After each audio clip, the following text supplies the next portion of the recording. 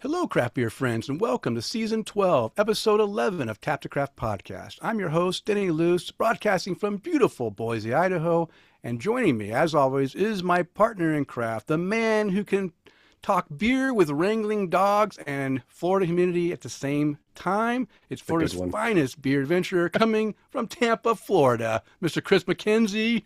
How are you doing tonight? And go ahead and introduce our guest. Yeah, well, I mean, with an introduction like that, I don't know how I'm supposed to be doing. That's a heavy burden to carry with all those accolades, I think. I'm Uh, trying to keep you on your toes by changing it up these I, last couple yeah, episodes. I know you did a great job on the last one and with this one. But I'm doing great.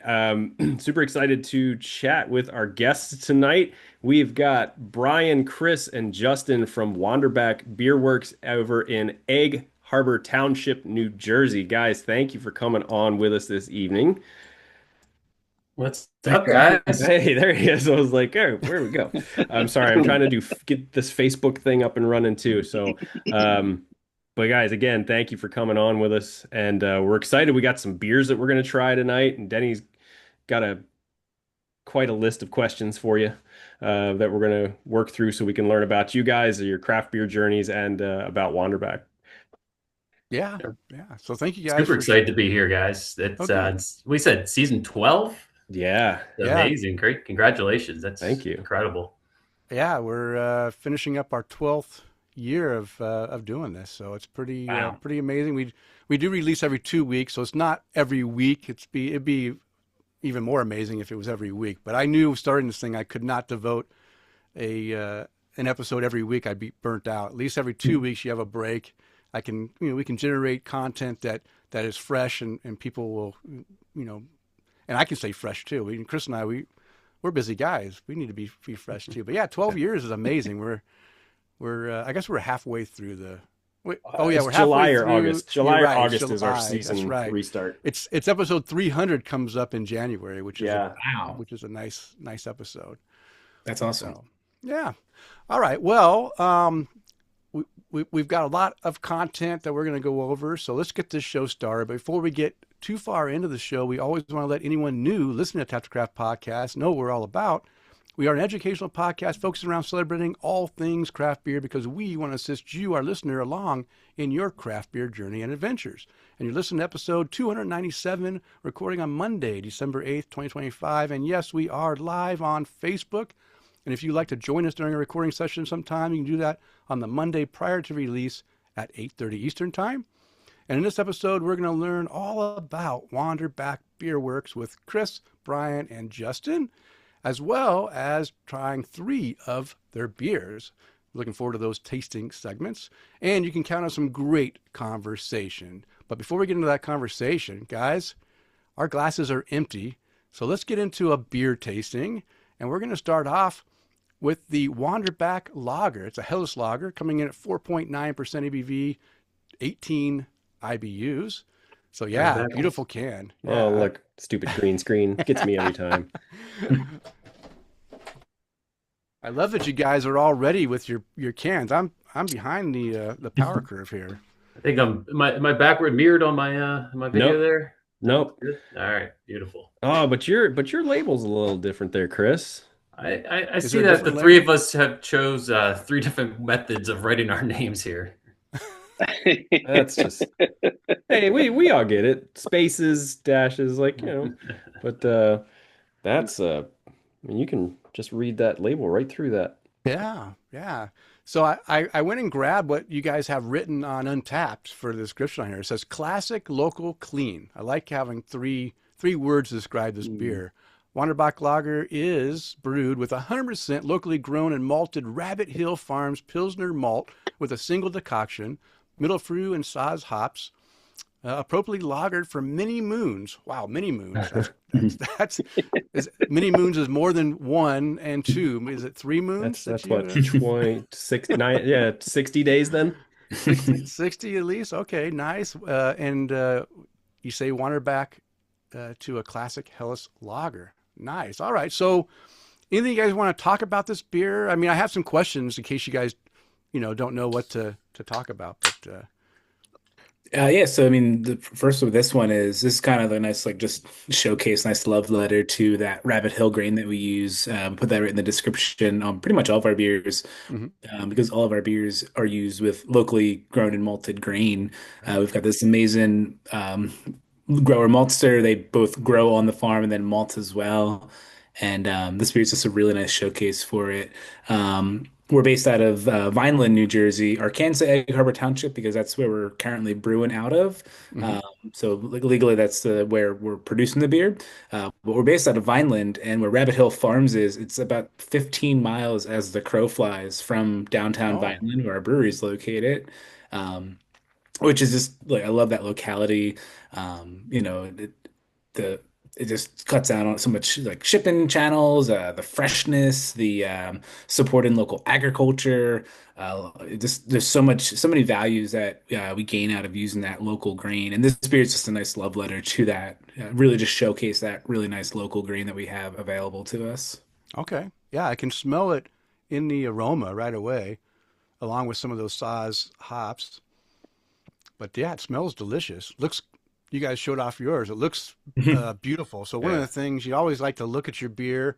I can see not crystal clear, so I like to see a little bit of color in there, Oh but I can no, kind of see. wipe that cup I know. off. Yeah, it's I, it's I definitely a got a little bit of yeah, but little bit of it is condensation beautiful. on there. Condensation coming up here because I did just pull these out of the freezing cold. Oh, I like the glass work too. That's a nice glass. Thank you. I love the Willie Becker style glass. Is my favorite, and I like Such how a you have great the glass. wander going up and down. That's beautiful. Lots of bubbles coming up here now. I love seeing the bubbles, so it's nicely highlighted there. It brings out the aroma. Good head retention. We have a brew buzz segment, or not brew buzz, a beer speak 101 we probably won't get to on this episode, but it's all about head retention. And this one does a pretty good retention. I still got a half a finger on there after pouring Mine's a gone. good 1.5 finger to begin with. All right, so Kris, you take a sip of this already? No, You got I was trying to be patient. Well, let's take a sip then. You guys, let's see. While we take a sip, I have another question here. It says, we know you used a decoction mass for this beer. What does that bring to the final profile that you couldn't achieve with a simpler process? So with the decoction, you get this really nice like textural mouthfeel that Hmm. just otherwise the beer would just taste thin, watery perhaps. Finishes at Hmm. like a 2.6 degrees Plato, so pretty dry. It's like a Yeah. 10, 11 standard gravity, so pretty dry, but it does not come across as thin or watery at all.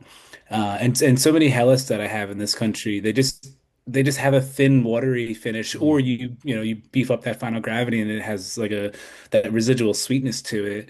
And so with the decoction, we can go dry, but Hmm. still give it structure. So it has a really nice backbone to it.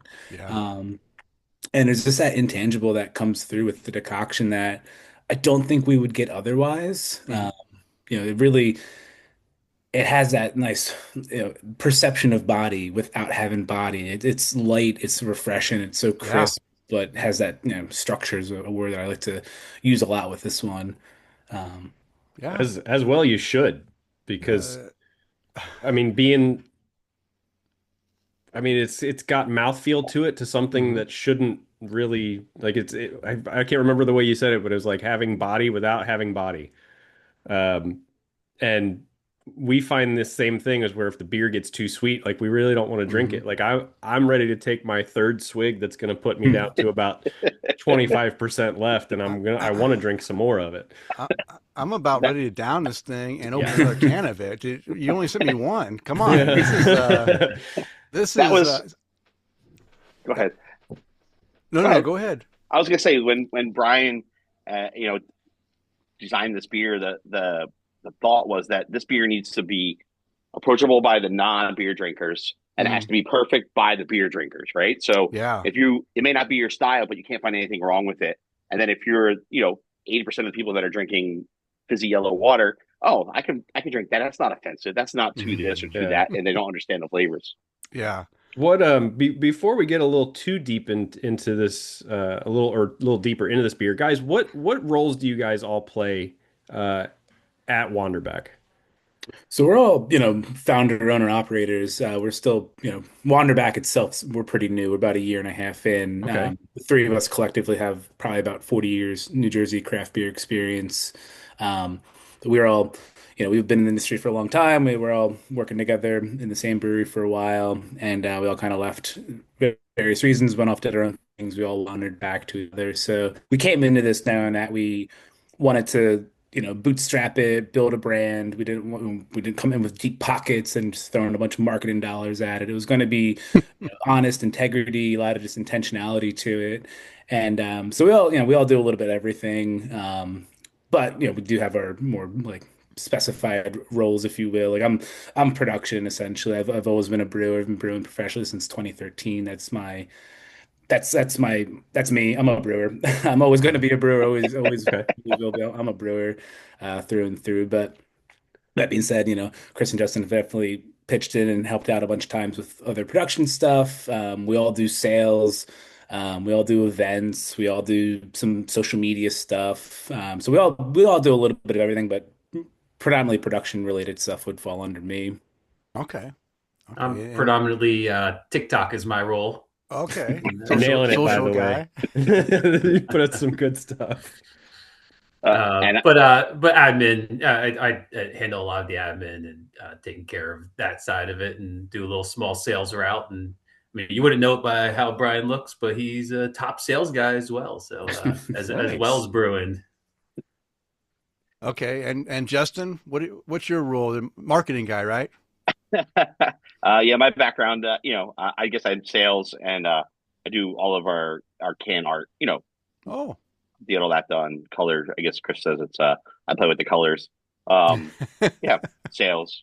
Help out Brian when he needs it.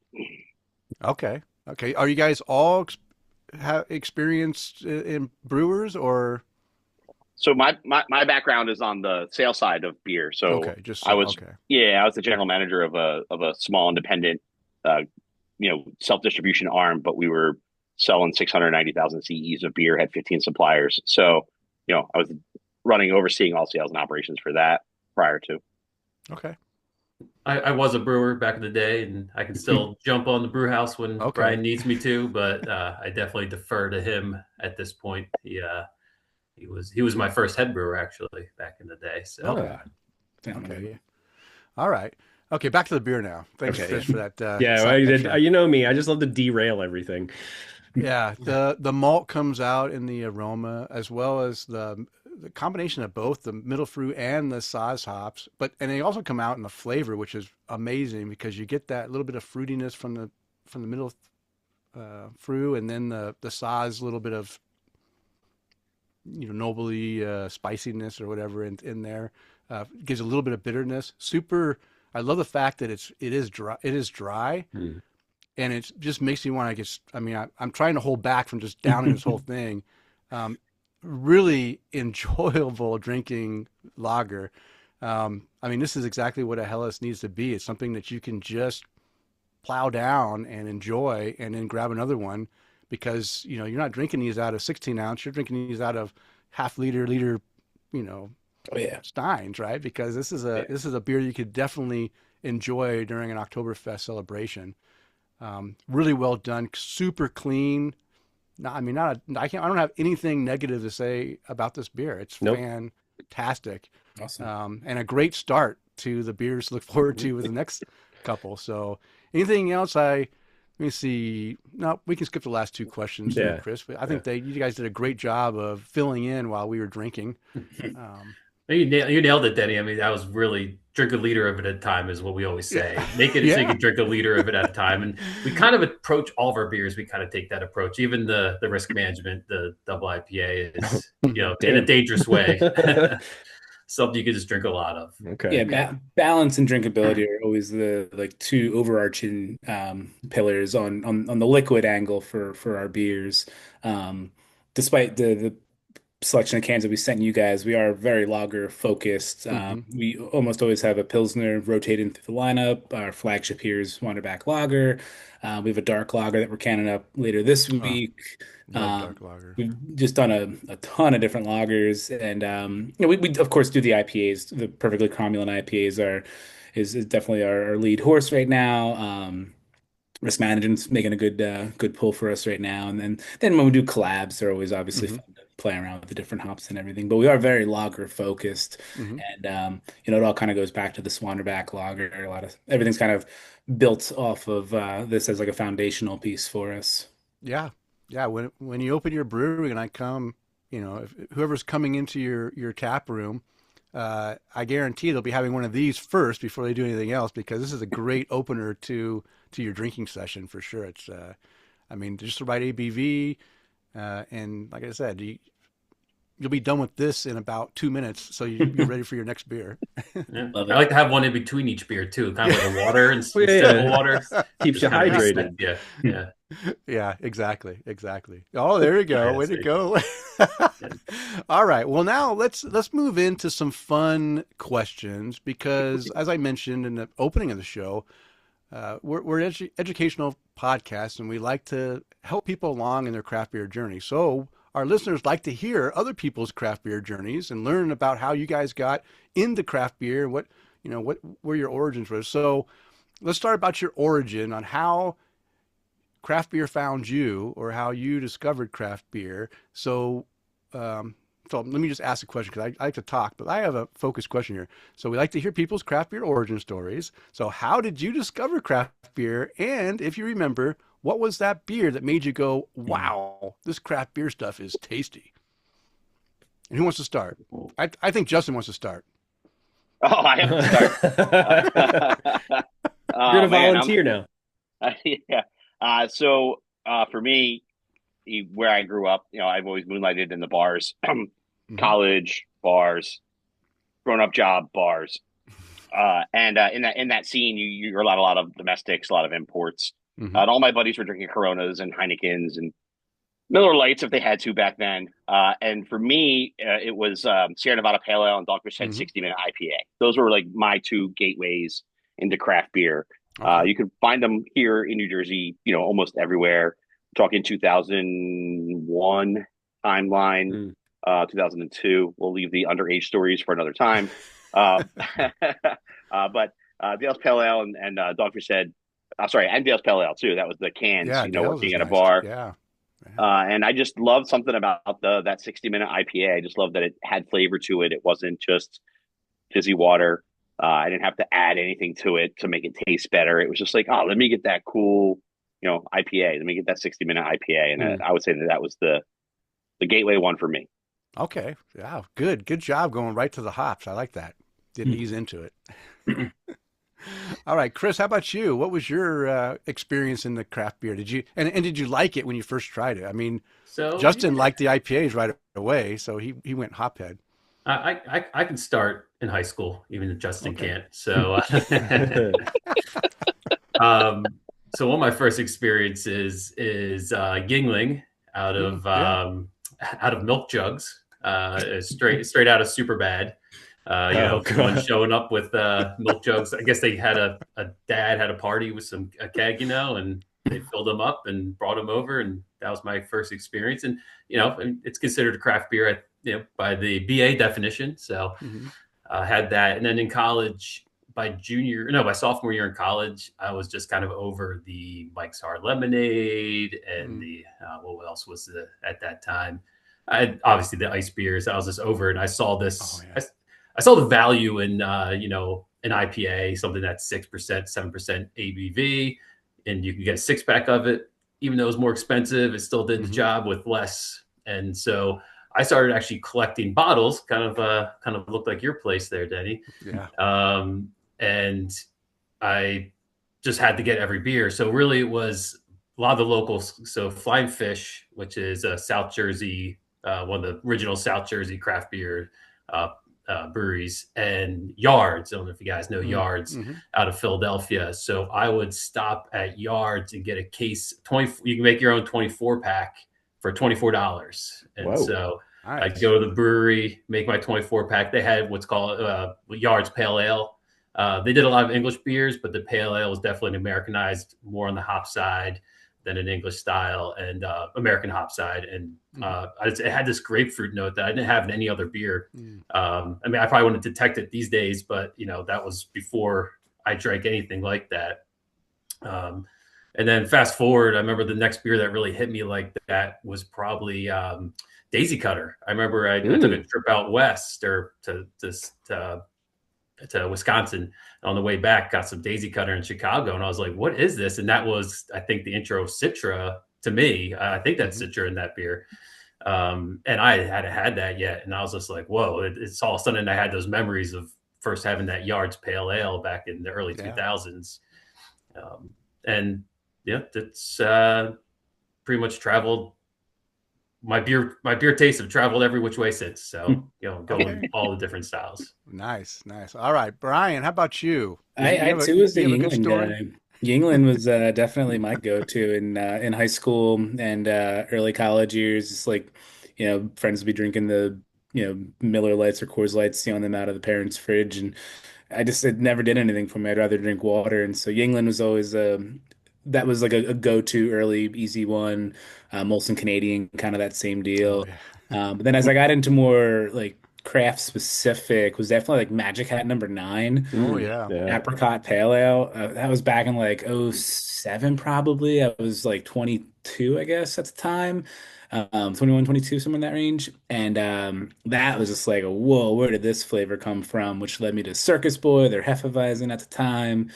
Then I started down the Belgian train. Oh, And, like, nice. give me Saisons, any Belgian triples, like, that just like scratched an itch that I didn't know I had. And I just went off the deep end with like traveling to go to breweries, going to beer festivals, just trying to get anything I could. And then by like 2010, I guess I started homebrewing, and it was just all downhill from there. It was it was like a brewed a batch, 2 weeks later, brewed another batch, a week Yeah. later, brewed another batch. Within a month, I had 3, 4 batches going, and I could not get enough. There were so many flavors that I wanted to drink that I just could not get commercially, and just floodgates opened at that point. So That seems to be the usual the progression, right? It's just like it turns into, oh, I started home brewing, and then I Yep. ran out of floor space and cooler space and fridge space, and it was a beautiful downward spiral from there. Oh, that's awesome, guys. What about beer styles? You guys have a beer style that is like your absolute favorite or maybe a go-to beer now? For me, it's Pilsners. I want Pilsner all the time. The drier and the more bitter, the better. Um, you know, just it's what I'm constantly chasing, constantly what I'm looking for, and that's really been the last probably 6 to 8 years for me. Um, as much fun as IPAs and you know barrel aged beers, and as much fun as they were to like craft and create and produce. Um, I just want to, I just want Pilsner all the time. Um, that's my go-to. Okay. Yeah, one of our listeners just hopped on and said, "Yeah, Pilsner for the win, most definitely." And I gotta say, I'm with you guys on that one too. Just some beer flavored beer, some lighter beer flavored beer.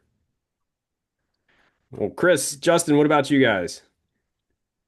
I'm seeking out probably Hellas. Fest beer is always a great season for me. I love drinking some Fest beer. I love anything. I'm really into the malt side, and I just love thinking about malt and what it could do for beer. And I just want to taste that in the beer. I think that's why I love our Helles so much. Is you taste that South Jersey grain in there, and that malt. What a local maltster can do.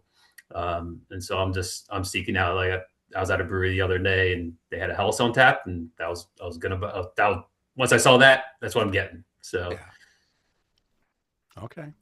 Yeah, I'm off the hop train as well. I mean, spent so many years just chasing juicies and chasing doubles and chasing triples, and how many IBUs can you get in your beer, and how many different hops can you get in your beer. So I'm back. I'm on that lager pilsner train, and I do love a good low. I'm an ABV guy now. Like you feel it the next day, so the lower the better for me. Yeah. Mm. Yeah. And I Yeah. and I Me do too. love a good stout, but not like a 15% Russian Imperial Hmm. stout. I'd rather go like a 5% sweet stout or 4% dry stout or something like that. So Okay. you'll have the taster of the of the 15% just to go, yeah, I got to try it. It was Yeah, delicious. tried it. That's it. Yeah. Yeah.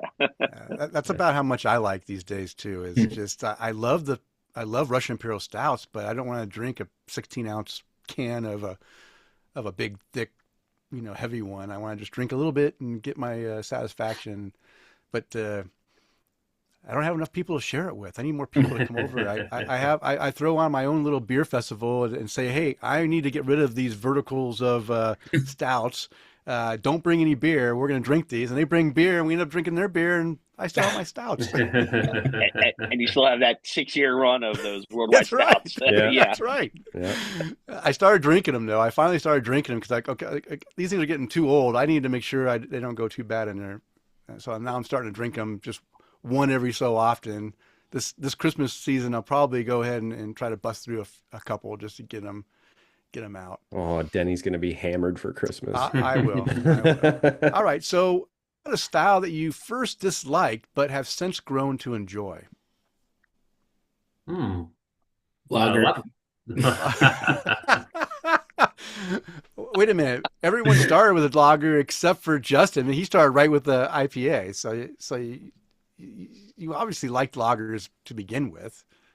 I started with, light lagers, light beer and lagers, and the same as everyone else. I don't talk about my high school underage debauchery when I have a 16-year-old that much. So I don't want to put, plant seeds, but yeah. I mean, I have to be. For me, I don't know. I guess it would be sour beers, man. Like I just, I never really jumped on them. You'd always have them. To me, it was always like, vinegar. It was always like something wrong with it. It was just, and yeah, like now you got these like crazy smoothie sour. Yeah. No offense to the people that make them and they do them well, Mm-hmm. but it's just like how much acid can you really drink? And I think for me, as I've gotten older and matured as a drinker, it's the palate fatigue. It's just too much of anything. All of a sudden, you're just like everything's kind of blending together, and your tongue is just yelling at you. Just stop drinking that. Yeah. Okay. For me, it was the Belgian beers. Okay. Yeah. It was I didn't understand the flavor, and I mean I shouldn't even say Belgian beers. It was probably the American whites that used the Belgian. Yeah, they used the Belgian yeasts, and I didn't understand the flavor because you can get it on tap, and I would try it. You would have UFO was on tap, and Allagash White, I guess, probably at that point. Mm-hmm. And I just didn't understand the flavor, so I didn't like it. And it wasn't until I started homebrewing that it clicked. I'm like, oh, that's the flavor. And once I could understand the flavor, I could enjoy it. But before that, it just didn't compute. Yeah. Yeah. I understand. I was the same way. I did not understand the yeast esters that I was tasting did not taste good to me when I first started experimenting. And then it was only like 15 years ago that I actually retried them, and with the help of a friend who suggested, hey, try these Belgians and then tell me you don't like Belgians. And I tried them, and I'm like, wow, these from Belgium, of course. I was like, wow, these are really good beers. And then I started to appreciate what they had to give. But it's same thing. Yeah, I didn't like Belgians at first either, or sours.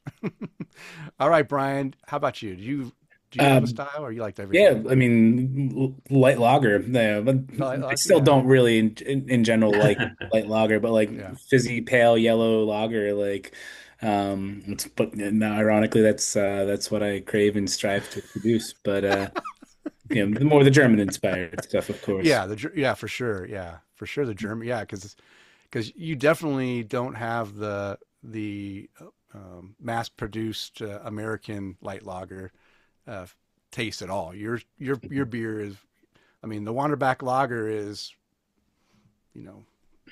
way above all that stuff. But yeah, it's funny because you guys got to drink like good Yingling is actually a good lager to be like a mass produced lager. And I was drinking back when I was maybe in high school. I was drinking Hams in the Pacific Northwest. I was drinking. Well, when I was in the Navy over on the West Coast, or East Coast, we were really didn't have a lot of money, and we were buying Busch Light and Milwaukee's Best Light, the Beast, and drinking that because we just didn't have enough money, and you can get those for like $6 a 12 or a 24 pack or whatever, and we were drinking that, but I didn't like those beers either. So I understand. If I could drink Yingling at that age, I would have been pretty happy. Yeah, I guess we were spoiled. Yeah. Yeah. There's a time and a place for those beers, right? Yeah. The hams and the domestics, and I played rugby. I played rugby until 2017, and those are the beers that you just drink a lot of with your buddies when you're singing songs after a match. So there's a time and a place for them. That is true. That is true. I still drink Coors Banquet, the regular Coors Banquet beer. I do like that one. It actually has flavor and is drinkable. That's one of the ones I do enjoy. Try it out of a milk jug. Yeah. Listen, that's gonna be Chris's just profile. He's like, oh, the Yingling was good, but have you had it out of a milk jug yet? The proper glassware right there. Yeah. All right. Well, out of the beers and things that you guys have tried in your craft beer journey now, what's a brewery or a beer that you feel doesn't get enough love, or it's like a hidden gem that people need to know about? Ooh, a good one. Who can go first? A hidden gem. I mean, other than Wanderback, guys. Other than Wanderback. Yeah, I always want to preface it with that, like, hey, other than your own place. Yeah. But then I feel like kind of a dick saying that, right? It's like, hey, everybody needs a little more love too. Mm-hmm. I mean, in New Jersey, we've got a couple breweries that are definitely getting some more national recognition, at least East Coast, but like Tonewood and Kane are just two breweries that are just pillars of the local beer scene. I respect those two breweries immensely, and I mean, Kane's won so many GABF and World Beer Cup awards for their barrel age program, and so they're pretty well known nationally now at this point, at least in the beer geek scene. Tonewood's probably locally, definitely the like bigger up and coming one. So, I mean, just got to give some New Jersey love to those guys. For me personally, it's Bierstadt out of Denver. Oh yeah. My brother lives in Denver, so I'm out there not as much right now as I would like to, just having, a year and a half into this project. But I used to go out at least once or twice a year. And a trip doesn't begin in going to Denver without going to Bierstadt first. And I'll order a slow pour and a half liter of Helles, and I will drink the half liter of Helles while they're pouring a slow pour, and then I'll go back and drink my slow pour. Nice. Got a process to it. I love it. Yeah. And they're great. So yeah, I would say probably Bierstadt for me. Yeah, one of our listeners, Michael Henry, said Cane barrel aged stouts are amazing. Oh yeah. Yeah, he also said he's going to have to get brewer Franz to send him some of your stuff. We don't know what that means, but hey, you guys laugh, so awesome.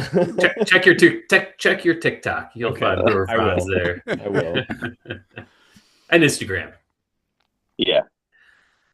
Trying to find something that maybe is more generally available, like Victory, they're hometown heroes for us. That's another one. Talk about flying fish in yards.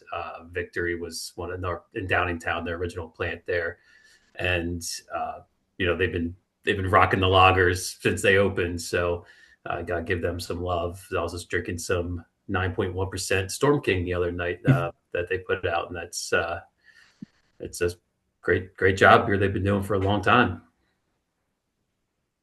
Yeah, we used to get Victory out here in Boise for a while. They've pulled back since then, but I did enjoy drinking their beers. Yeah. They have some good beers. Yeah, we do. We see it a little bit here in Tampa, but it's mostly all the monkeys. Yeah. They got all the monkey beers. Yeah, the Golden Monkey. Yeah, they become the monkey brewery. Yeah. All right, Justin, do you have one? Or I don't. I do. I mean, like, I don't know. Like, little for me, like, there's. If I go to see my brother, I have family that lives in Sarasota, so I go down that way. Okay. And to go to down there, there's oh man, sorry, I'm drawing a blank. It's all the pressure on me. Copperfish. Coppertail? Coppertail. Yeah. Sorry. Yeah, Coppertail is great. Yeah. And I don't know how, like, if they're like how big they are, but he was from up this way, right? He went down there and brew down there. And then, the other little gem I like is Suarez in New York, going Okay. into Westchester County.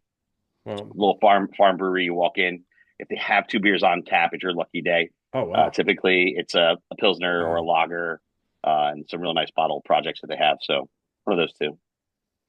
Well, I'll make you Okay. a deal if you come down to come visit your brother. Coppertail is 20 minutes from my house. All right, perfect. For your first beers on me. Okay. But Yeah. yeah, Yeah, let us know. Coppertail makes some great beers. I get some care packages here every so often, and I love their beers. Really, really well done. Good choice. Okay, one last question before we finish out this segment. Is there a brewery, a beer, or a style of beer that is no longer around that you wish would make a comeback? You can choose one or all three: a brewery, a beer, or a style that's not really brewed very much that you'd like to make a comeback. For me, it's Saison. Saisons are some of my earliest loves. They're my earliest home brews. You couldn't see like find them readily available. Mm-hmm. So that just I went down the rabbit hole brewing a bunch of different Saison styles, and in like 20 probably like 13 no, like 2012, 13, 14, they started to be a little bit more like Great Divide out of Denver had Colette. Yards in Oh Philly yeah. had a really good one. Victory had this beer called Swing Session Saison. That was my favorite beer of like all time. I haven't had it in about 10 years probably, and I doubt I would probably like it as much now as I did back Mm-hmm. then. But Mm-hmm. Tank 7 from Boulevard. Like Mm-hmm. there was so many saisons that were like becoming available, and now they're just gone. And I Yeah. get it. Diastaticus was a big scary word in the production side from like 2017, 18. And surprise, surprise, all the saisons are diastaticus positive strains, and so they can wreak havoc. And so I Mm. fully understand from as a production brewer, I don't want that anywhere near my the rest of my production brews. Yeah. But I would love to see a nice little resurgence in that. Okay. Yeah, I love Saison myself. I love the fact that Saison is every Saison you drink can be different because there's, Mhm.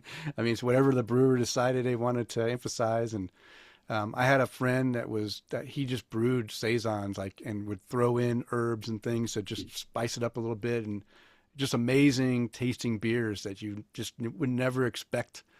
You would never get them out in the real, in the grocery store or anything. Yeah. But he was just making these beers that he just was experimenting with, and and he was using stuff out of his own garden too to try to spice, to give him a That's little bit awesome. extra aroma. So it was really nice. Brian, I had an answer, and then you said diastaticus, and I had to change my answer. We we used to brew a beer with I think it's still brewed, but we used to brew it with French Saison, which lo and behold, we found out we had diastaticus everywhere. Oh wow. But it never created an issue, uh, but the yeast was changed out for obvious reasons to keep the brewery clean. Yeah. And that I miss that yeast. Oh man, that yeast just is so unique, so special, and I miss what that can make. So Okay. I guess I'm switching over. We made a Belgian Golden Strong Ale with it, Oh. and so I guess I'm kind of on the saison uh, with Brian there. Okay. All right, Justin, it's back to you again. You got one, right? You got something? Yeah, I'm going Pete's Wicked Ale. Let's bring it back. Oh, there we go. A good old brown ale. Way to Yeah. go. Bring it Love it. back. Yeah, brown ale's just got a bad rap, and they I just fell know. to the wayside. And I had one yesterday. a Pete's or a No, brown ale. No, no, no. brown ale. I was like, man, if I got Pete's lying around, it's Yeah, vinegar now. I agree that Pete's Wicked Ale went away way too fast. I can't believe it died out because I was one that I drank quite a bit because I love brown ales and that one was just one that was available because it was everywhere across the country and it is sad that that went away. But yeah, that's good. Yeah, brown ales are just kind of modern beer drinkers just think it's just kind of it's just there, right? It's malt, but not heavy malt, and it's not hoppy. And there can be hoppy browns, but my wife likes hoppy browns, which I just say, well, honey, that's a brown IPA. You know, it's not really a, but I love browns. My daughter loves browns too, and so whenever we see, we are just starting to see more browns show up in some local breweries, which is nice. And every time I see one, I grab it to see how they did, and they're making some pretty good browns. So I'm glad to see they're making a resurgence into the market, at least at the local breweries in small batches. Probably not going to be making big giant batches to send out because they'll sit on the shelves. But Oh yeah. okay, you guys did great. You guys did really, really well. We're going to dive into that second beer, but first I'm just going to quickly just thank our Patreon supporters, because this episode is brought to you in part by our satisfied Patreon supporters like Mike Allen, Bill Schlemmer, Amanda and Kevin Argauer, Mike Blanchard, Tara Carlson, Jim Kutzel, Alex Fuchs, and Eric Scotty Ward. These are all of our virtual producers. And we got Tom Byrne, Jeff Seiler, Johan Halberg, Challen Mossa, Mark Church, Eric Groundley, and Batman Dan, who want to buy us a virtual beer. And Peter Tim, he just wants to toast his hosts just to show his love. If you enjoy the content we provide, we invite you to support the show by toasting your host or buying us a virtual beer or even becoming a virtual producer. You can find the options on our support page by visiting patreon.com/tapthecraft. Okay, beer tasting number 2 is the Hugo Hoppy Pilsner, coming in at 5% ABV. This time we're stepping it up a little bit, 30 IBUs. And you say this is a hoppy pale lager. Okay. All right, you guys got your beers? Oh yeah. Pulling mine out.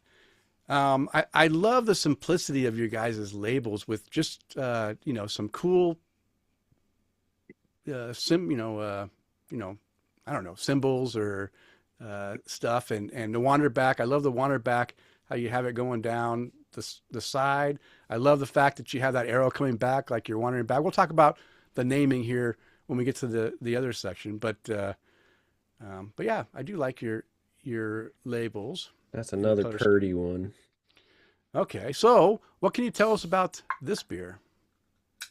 Or do you want me to read let me tell you what you said already about this beer. What to do with poor Hugo? Too hoppy for Lagertown, too much of a lager for Hoppytown, but this beer is no outcast. As always, brewed with 100% Rabbit Hill malt, Hugo is decoction mash and appropriately hopped with Saphir, Motica, I can never say that one, and Crush. Hoppy enough for the hopheads, clean enough for the crispy fans, and enjoy the duality of Hugo. All right, so what else can be said about this beer?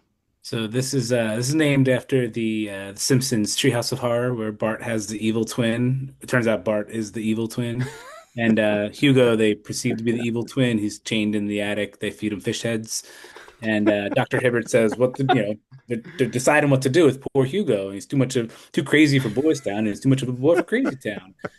And that was just something I wanted to get out there for this beer. Is it's a West Coast Pilsner is the more broadly accepted style that hasn't quite caught on here in New Jersey yet. So we just call it more generically hoppy lager.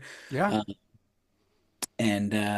So it's too hoppy for Lagertown, and it's too much of a lager for Hoppytown.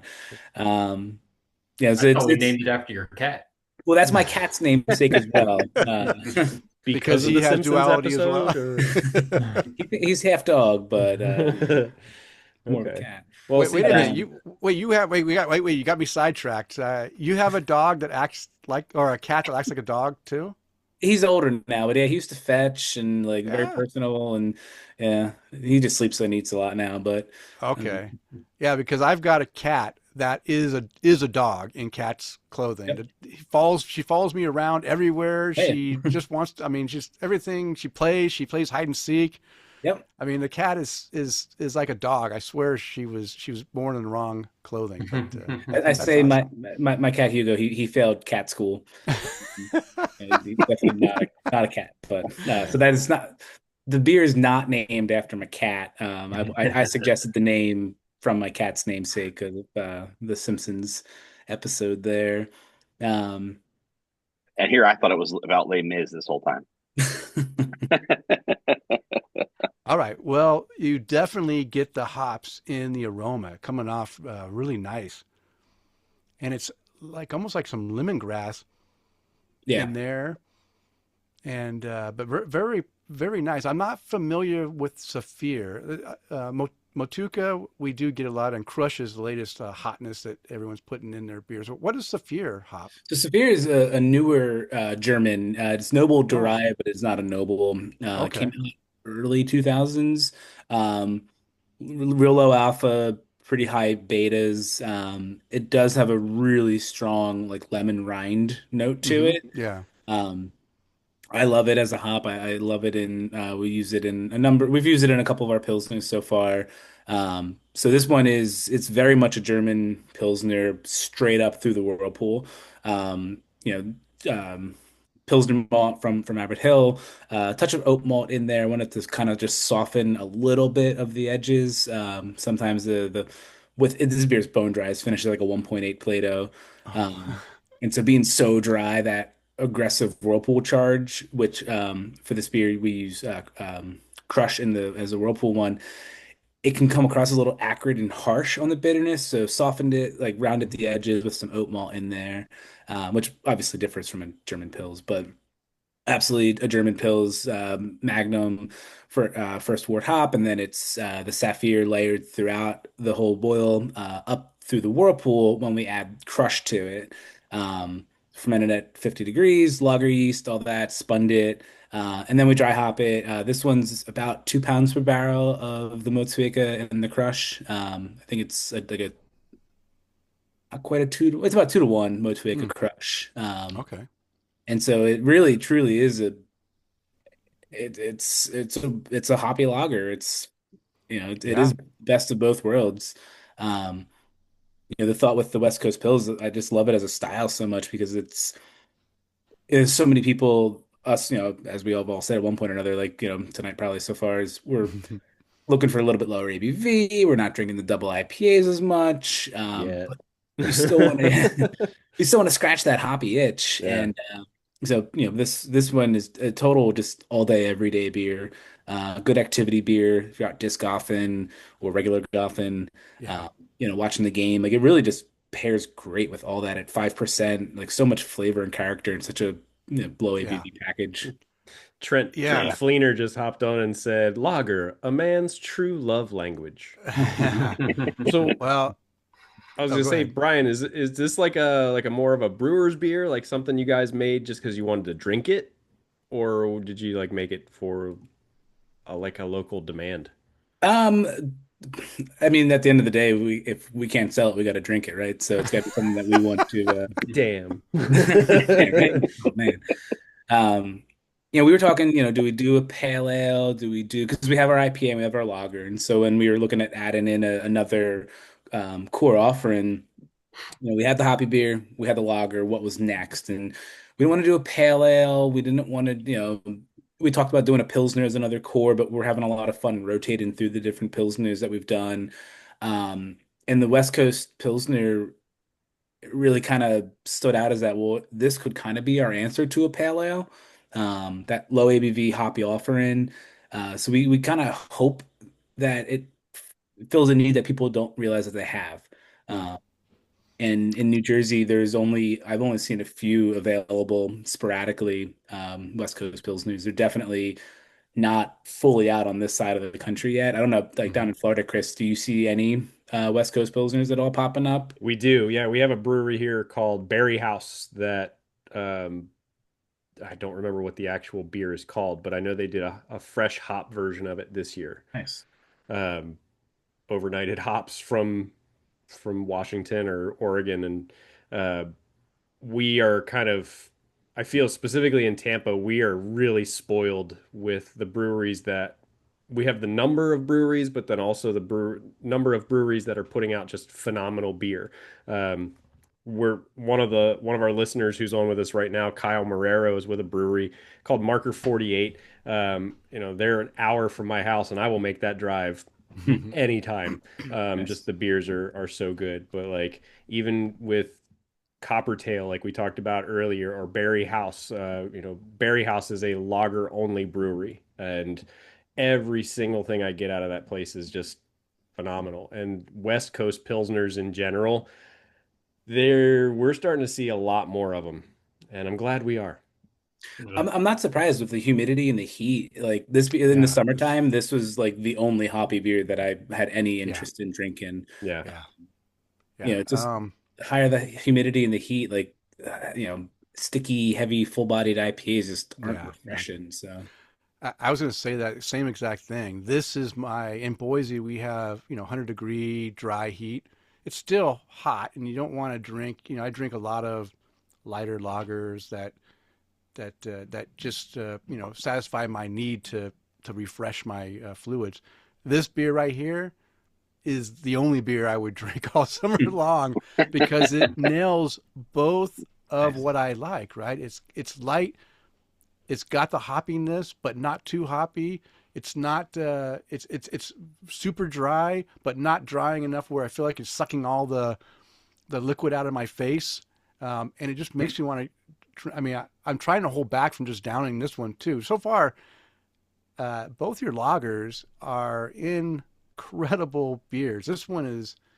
I mean, I love the Wanderback, the lager, but I think I may have fallen in love with this one even more, only because the fact that it's like magic in a glass. This thing is cool. I mean, it's really, really well done, and we do get a lot of West Coast Pilsners, and the problem with them is they're all hops, Mm. and it takes away from the lager ness of the beer or the Pilsner of the beer, right? And I've made comments on my Untapped that, hey, this is great, tastes good, but it's all hops. I can't even get any of the nuances that I want from that Pilsner. And this, you get the nuances with the the light bitterness, not too bitter.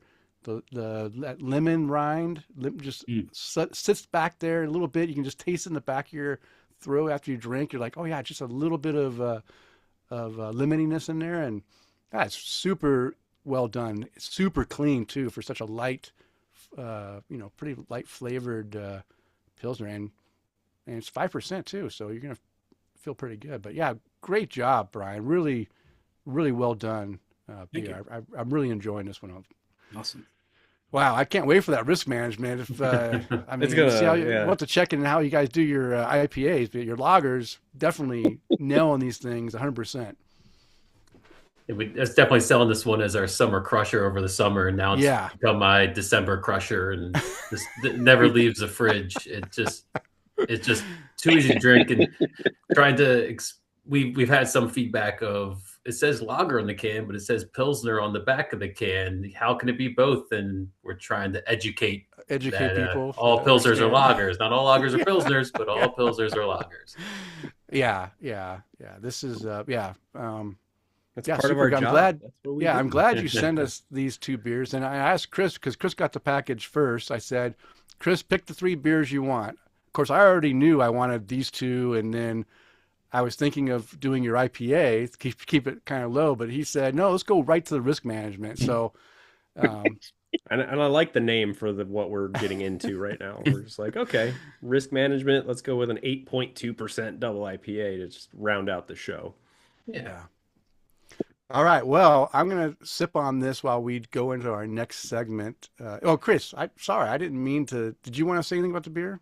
I kind of took over when we started talking. So this is the tough beer. part, Denny. So guys, Denny is a very, very detail-oriented person. I'll do it off the cuff. I'll figure it out as I go along. So Denny will tell you all about, wow, it had some lemongrass notes and, the mouthfeel. And I love that it's so dry because it doesn't just pucker my cheeks at all. I'm like, damn, this beer's good. I want to have another one. Yeah, a phenomenal beer, guys. Really phenomenal beer. That's all I'm with you, Kris. Phenomenal. Good. I'm not alone then. That's how I taste beer. Yeah, it's good. I want to drink it again. All right. So now let's get into the Brew Buzz segment. And the Brew Buzz is devoted to discussing various beer-related topics. This week, as we already mentioned, we're going to learn about Wanderback Beerworks, how you guys got started, and the beers we already know about some of the beers you're brewing, and what you plan to do for community outreach and stuff.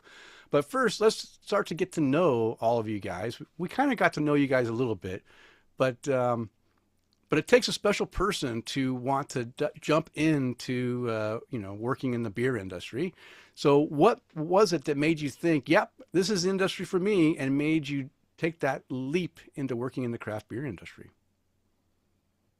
I think Kris Um, should start this one. Chris, go ahead. we'll go by timeline, right? Okay. So I was working out of college. I was working as an engineer. Worked at for a few different industries and homebrewing on the side. And I enjoyed homebrewing. Didn't think I was going to get into the industry, but I just also didn't think I wanted to work for someone for the rest of my life. So it was more about something I could do for myself. And I had a buddy I was brewing with at the time, and he said, "Well, let's start a brewery." And this was 2010. And so, sure, it's not work. It's working for myself. I love brewing. I was doing lots of home brewing, and I jumped into, as you guys know, it's more running a business than it is brewing. But so we got going and we started a brewery in South Jersey, Cape May Brewery, in 2011, and I was there, brewing beer, making 5-gallon batches, 10-gallon batches, quickly up that to 50-gallon batches, just in a garage. The story you've heard a million times, just in a garage, 1,500 square feet. People were showing up because it was just a novel idea. Mm-hmm. There was no other breweries in the area. We were in the southern tip of New Jersey, and just people kept showing up. People kept buying the beer. Bars were buying it because there was really Dogfish Head was the only other local beer on tap, and so we just kept on growing the business, hiring people, and by 2013 we needed help, and that's when Brian came on board, and shortly after that, 2014, Justin. So that's my. I know there's not much to it other than wanting to work for myself, but it was once you start, you kind of have to keep it going, right? Yeah. It's like a snowball effect, and so Brian, if you want to take off from 2013. Yeah. Yeah, so I was always front of house in coffee. I was always a coffee barista, and did a lot of roasting in some small mom and pop coffee shops, and a lot of construction work, as odd jobs here and there. And but I was beer and brewing and home brewing, and I took a leap and left the coffee industry, went and got a job down at Cape May behind the bar. Prior to like 2013, we couldn't have tap rooms in New Jersey, so there was no need for bartenders working at a brewery. Mm-hmm. And I'm not a bartender. I don't have any bartending experience or anything. But with that law change, I was able to get a job in the tap room serving beer, and easy transition over that from serving coffee, but always with the goal of getting over to the production side. And did about, I don't know, 6 months tap room only, but went in on my days off when the tap room was closed and started washing kegs, deliveries, kegging beer, like anything I could, just a sponge soaking up anything I can get from Kris. And after a few months of doing both, I was like, can I be production full time? And just jumped Take at the the pay switch. cut. Oh yeah, massive pay cut. Massive pay cut to go to production. And yeah, took over you know early 2013, fall 2013, took over most of the day-to-day brewing from Kris, and then just at the time working on a big expansion project going from 3,000 4,500 square feet, 15 barrel brew house to a 15,000 square foot 30 barrel brew house. So Kris was occupied building and designing that whole space. So I took over pretty much all brewing operations by like early 2014, all the scheduling, recipe stuff, ordering stuff. Kind of just took that and it just took more and more and more, and wouldn't let him get any of it back. And then I was so we were all at KMA for quite a long time. Kris was as co-founder, was there for quite a while. Left end of 2019. I was there about midway through 2022. I left there, so I was about 9.5 years. And Justin was similar time frame as that. He'll tell his story in a minute. But I left there, and I kind of reached the point where Cape May became the largest craft brewery in the state of New Jersey. Still about 45,000 barrels, and I was leading a production team of probably about 35 or so people, just on the production alone. And for me, it was the the bigger it got, the more it became about the story, the marketing, the selling of this idea, and was less about the story of the craft, the beer. Hmm. That's all that my passion and focus was just beer. I just, I'm a brewer. Uh, I am beer. Beer's me.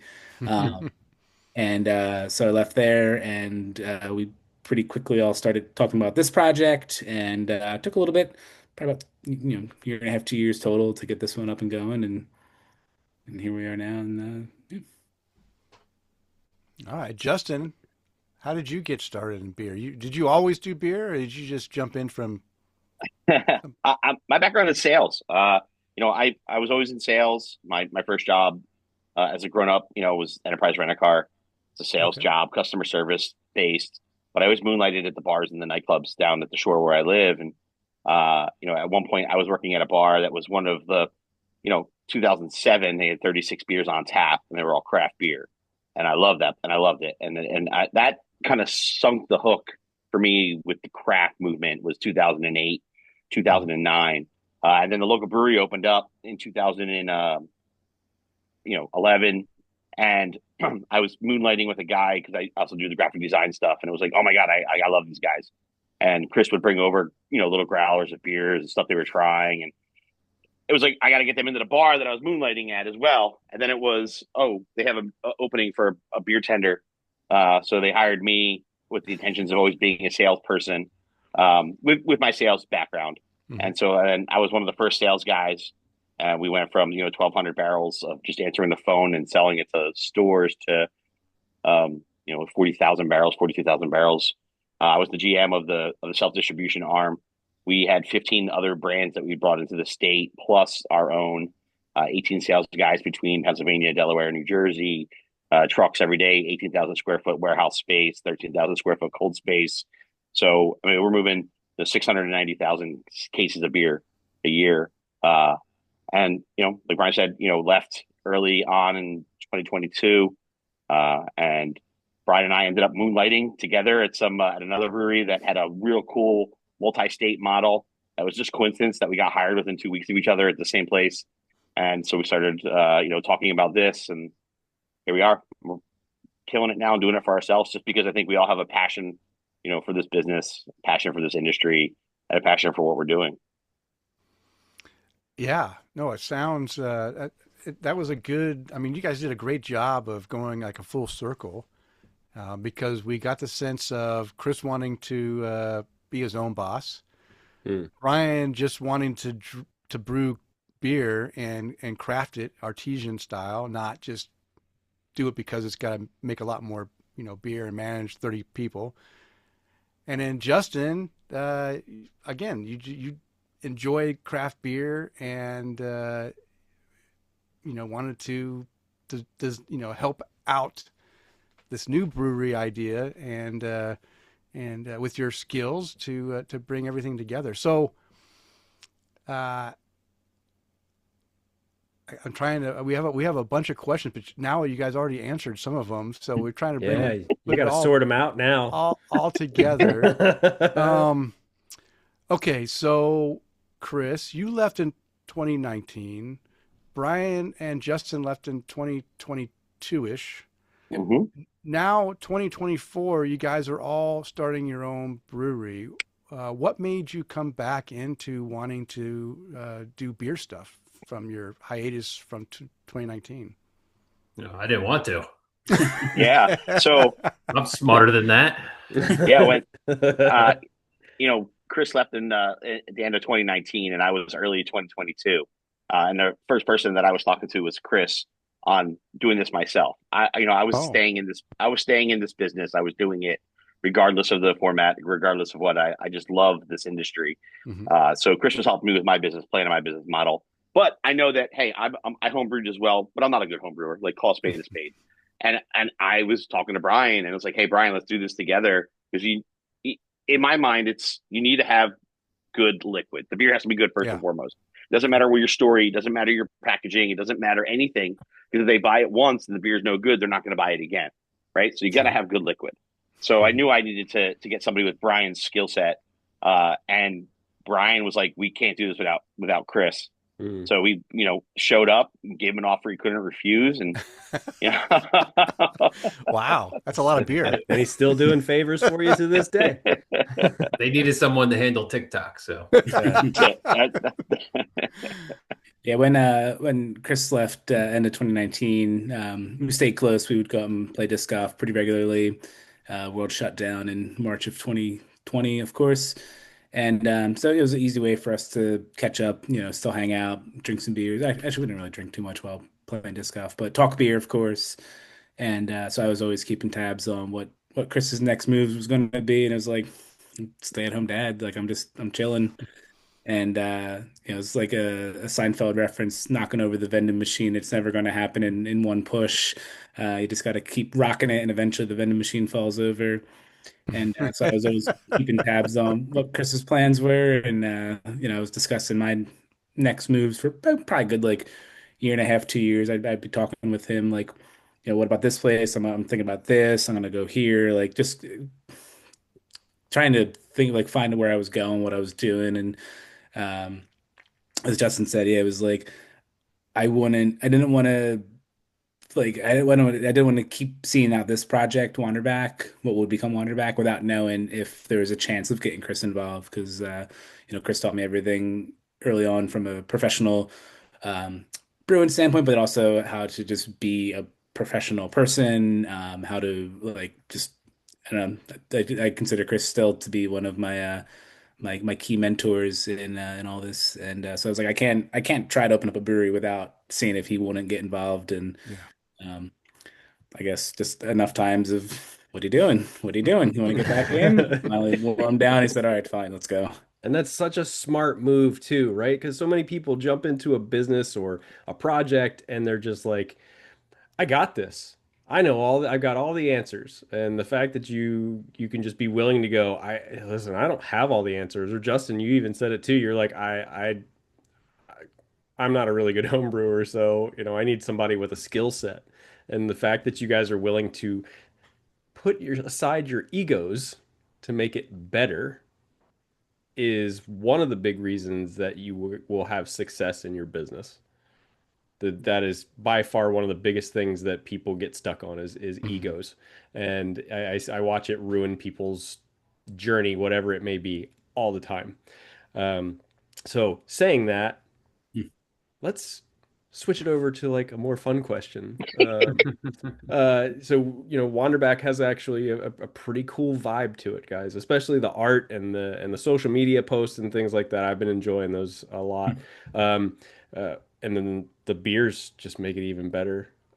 What's the story behind the name and the kind of the brand identity? well, first off, every name was taken for a brewery, so I'm sure a year Twice ago. it was taken. Yeah. yeah. twice, yeah. So we spent. I mean, we got together. What, Brian? 2013 or 2023? Sorry, when Yeah, and for this project. yeah, like January of 2023 is when we really started to kind of talk about like what it would look like, what it could look like. And then we spent a year plus just talking names, and that's how long it took, just going round and round with names, just trying to, every name we really would like, we would look up, and of course, oh, yep, one exists out in California. It was that process. California.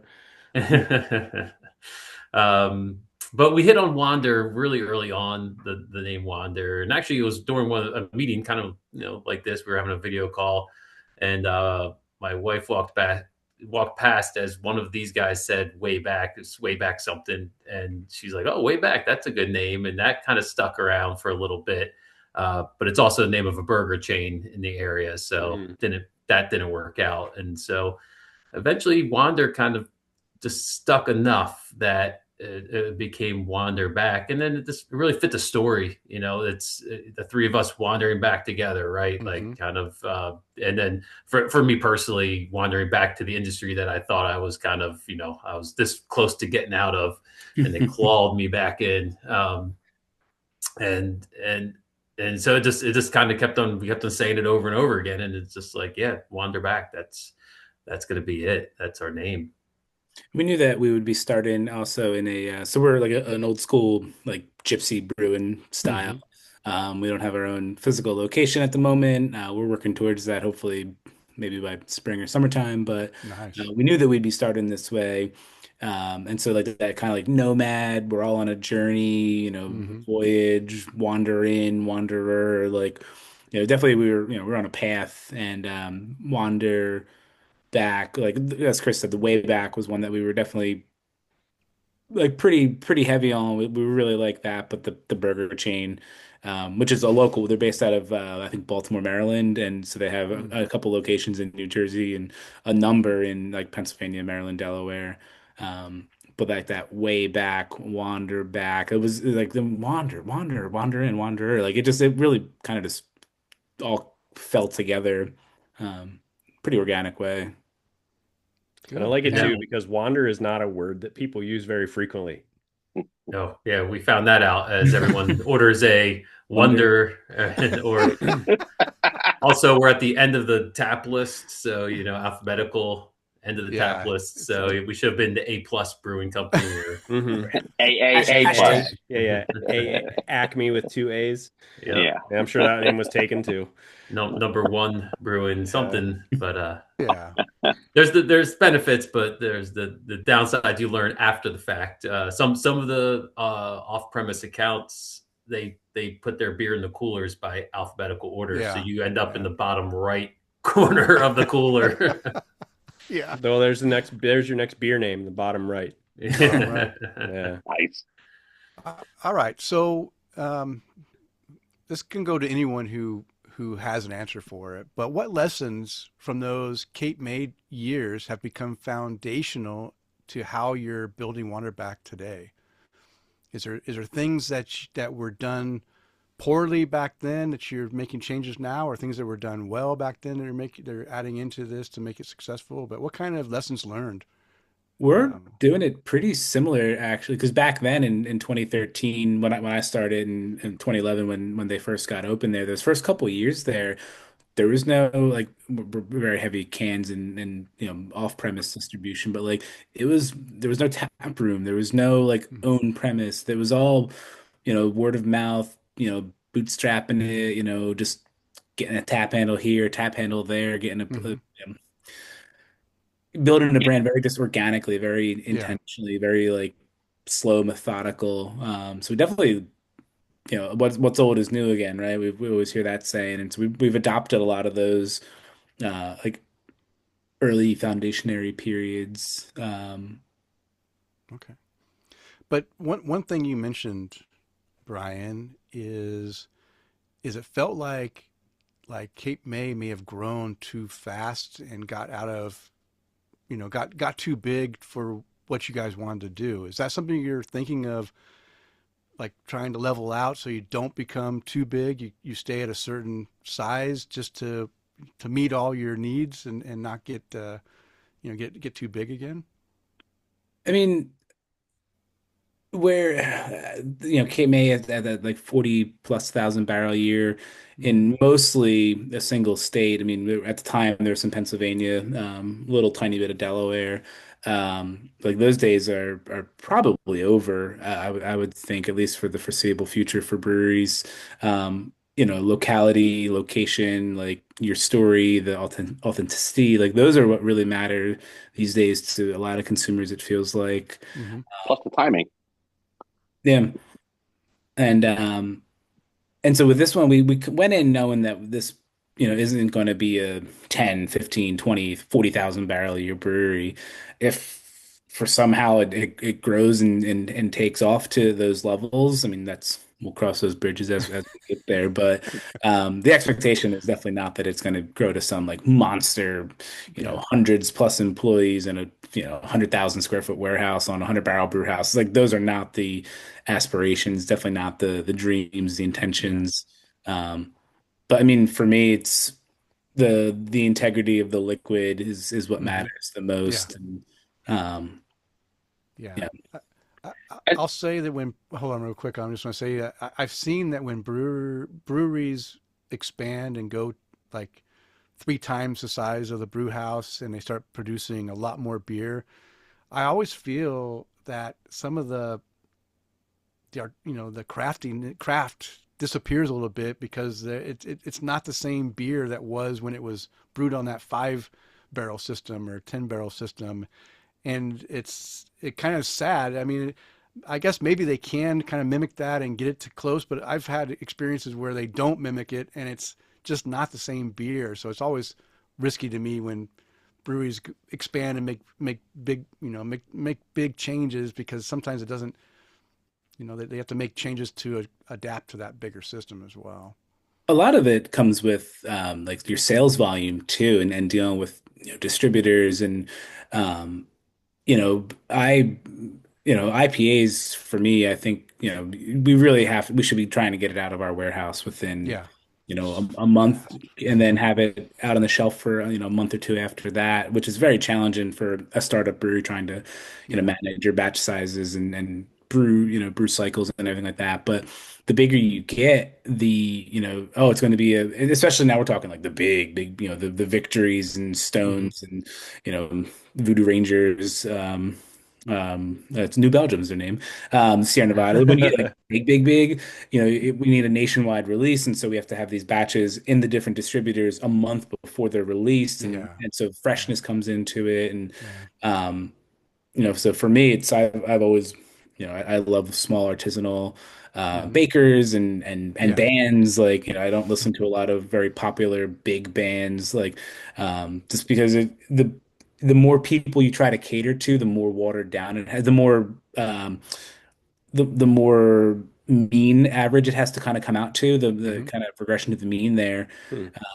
and it needs to be more broad appeal, and so you can't take as many risks and Yeah. I don't know. Big's not necessarily bad or scary. You can make good music if you're a large musical act. You can make good beer if you're a large brewery. You can make good, artisanal breads if you're a large baker. But there is that scale that does tend to change it, Hmm. unfortunately. And Yeah. so, Yeah. Because they can't get the same materials, and they they can use maybe if you go too big, you can't get as much of your malt that you need to brew the beers you need at that level, and then you have to sacrifice putting something else in there. It doesn't make the beer quite the same, or the hops, maybe you can't get the hops in the volume you need for the bigger mm, batch, and so you got to use something different, which changes it. And I mean, it seems like those are the changes that I notice is when I've seen some breweries here locally go from a very small batch mentality to a big batch mentality. It was just some do it well.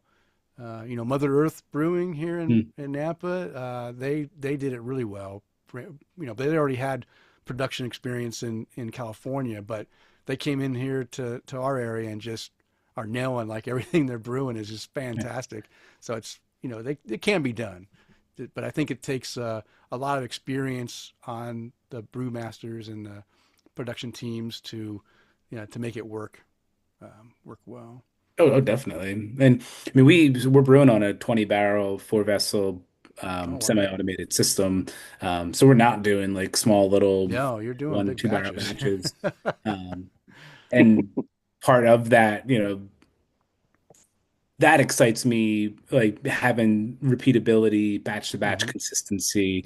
Um, and so that was like early, what Justin was saying, like, when we were talking about bringing this whole thing together, like, I knew that if I was going to open a brewery, I didn't want to be a small little, 1, 2 barrel tap room focused Yeah. one, because I couldn't do the professional level of brewing that I would want on a small little tiny system without the levels of controls and consistencies and whatnot. So distribution was always part of our plan and our model. And with that comes you need numbers, you need some Yeah, you need volume, volume. Yeah, you and need volume for sure. but controlling that volume is an important part for us, I think.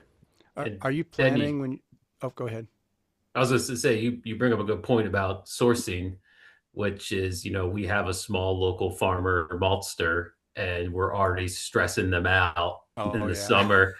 And if we went and tripled production overnight, well, she planted that grain in October and she's going to be harvesting it in late June. She just can't triple the amount of Yeah. grain she outputs. I mean, not that Yeah. we're using all of her grain. She No. has other customers, but But yeah, there is that would change instantly if we all of a sudden had to double production. Like Mm. she Yeah. needs a lead Yeah. time. She needs to know how many acres to plant Yeah. to satisfy what we're doing. Yeah. Yeah. So are you guys planning on when you're working on your own? Are you working on you're working on your own tap room for sure? Are you working on your own brewery as well? Brew house? So there's so many breweries out there, and it's most 99.9% of brew vessels right now are just sitting idle. Yeah. Yeah. Um, very few breweries are 24/5, 24/7, let alone every day. Um, and so part of our thinking lately has been like, well, we already have this great what we're brewing out of the facility in Egg Harbor Township. We have a great thing going there. Hmm. Do we explore making our wort somewhere else, and then we can just, take it over in a transport tank and then ferment it on site, ferment, sell, or package on site. So we're exploring, our different Okay. options, because you don't need the shiny brew house to point and say, oh, there's the big No, people. no, no. Yeah. Yeah. No. And I mean, no. It makes sense that that why invest all that capital to have your own equipment when you can rent out equipment and help out that brewery Yep. by utilizing their stuff, paying them a little. I'm sure I don't know how it works, but I'm sure they're getting paid for you Hmm. using their brew house, and that helps them keep going. Now the problem is if that brewery sells, or if they happen to go out of business, then you're kind of in a bind. You got to be careful with that. We just saw that with Upslope in Colorado getting bought out by another brewery, and now one of my local breweries that was contract brewing out of there has to move back into their brewery because it's no longer available for them. So, but no, I like that. I like that whole plan. That makes sense. Um, and then have a tap room. So the plan right now is you're going to open a tap room, and you'll be able to then present your beer to people yourselves instead of just distributing it out. Or right. okay, And the laws in New Jersey are, every state has their own set of laws and hurdles that they've overcome. yeah, And one of the yeah, laws in New Jersey is that the beer that you sell in your tap room has to be made in that brewery. So I can't make beer somewhere else oh, and sell it in my tap room. Uh, So we have to ferment. oh, We have to ferment, cellar, and okay. package within our space so that we are following the letter of the law.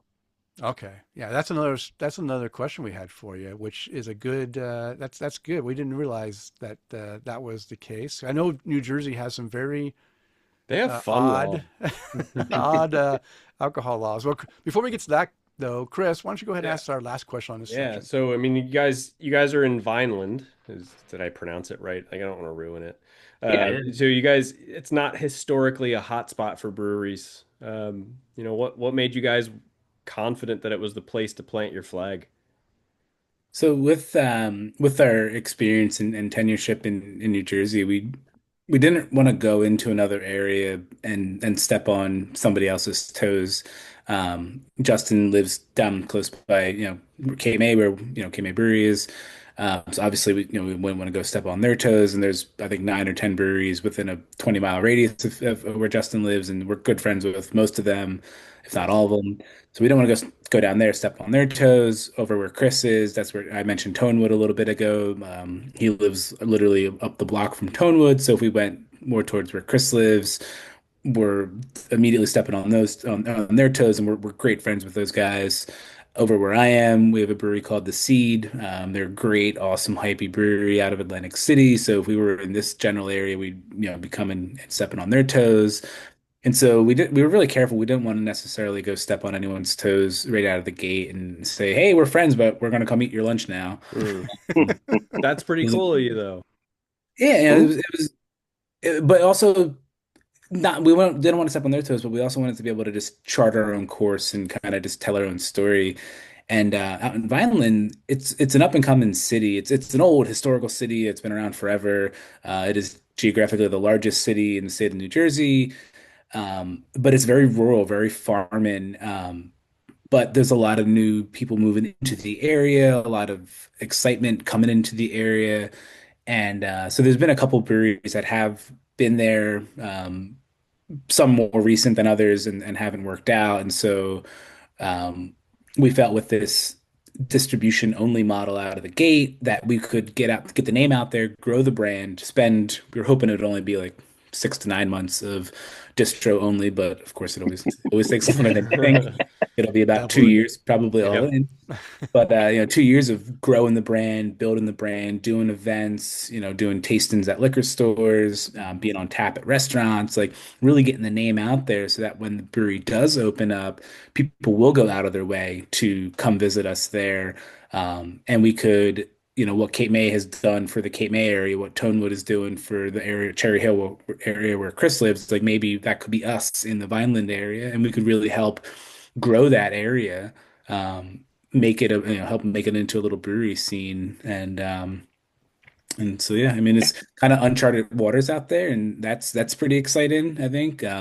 When Kris was first, opening up Cape May back in 2010, 2011, everybody told him he was crazy because nobody drinks craft beer down the shore. Like it's Miller Lite country. It's the shore. It's the Jersey Shore, right? Like, people don't drink beer down there, and uh, I proved them all wrong back then. So we hope we can get it right again. Good. Well, Yeah. that's how you know you were doing it right. If people tell you you're crazy, Yeah. And Brian said it earlier, it's what's old is new again. When you would go get a beer, like I use New Jersey, there's a brewery, Valentine IPA is an old IPA that my grandfather used to drink. You couldn't get it at the brewery. You had to go to your bar and get it. You had to go to your package store, buy it. mm, That's how brands were built. They would send their beer, they would go to on premise. You go to your bar, you drink it, then you go to your liquor store and you buy it to take it home with you. And so what's old is new, just like when Cape May opened, there was no tap room, it was only distribution. So let's bring that full circle. What's old is new again. And, it's prime for the picking. There's nothing there. We are, like Brian said, charting our own path. It's a blank canvas. that's a good thing and a There's bad one thing other. all at the same time.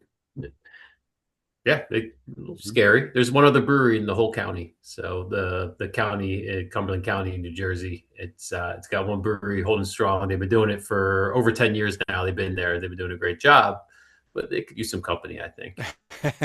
Not that we're close, but yeah, we're in the we're opening up in the sister city, and like Brian said, like we all like to tell ourselves like, oh, it's a rising tide raises all ships, but in reality, there is only so many people out there going to breweries. There is only so many tap handles. There is only so many shelf spots at a liquor store, and so we got to be cognizant of that. And these are friends in the industry, and if we open up next to them in this same area, we are going to be splitting patrons and taking business away. So let's not do that. Let's go somewhere where there isn't a brewery. Yeah. Excellent.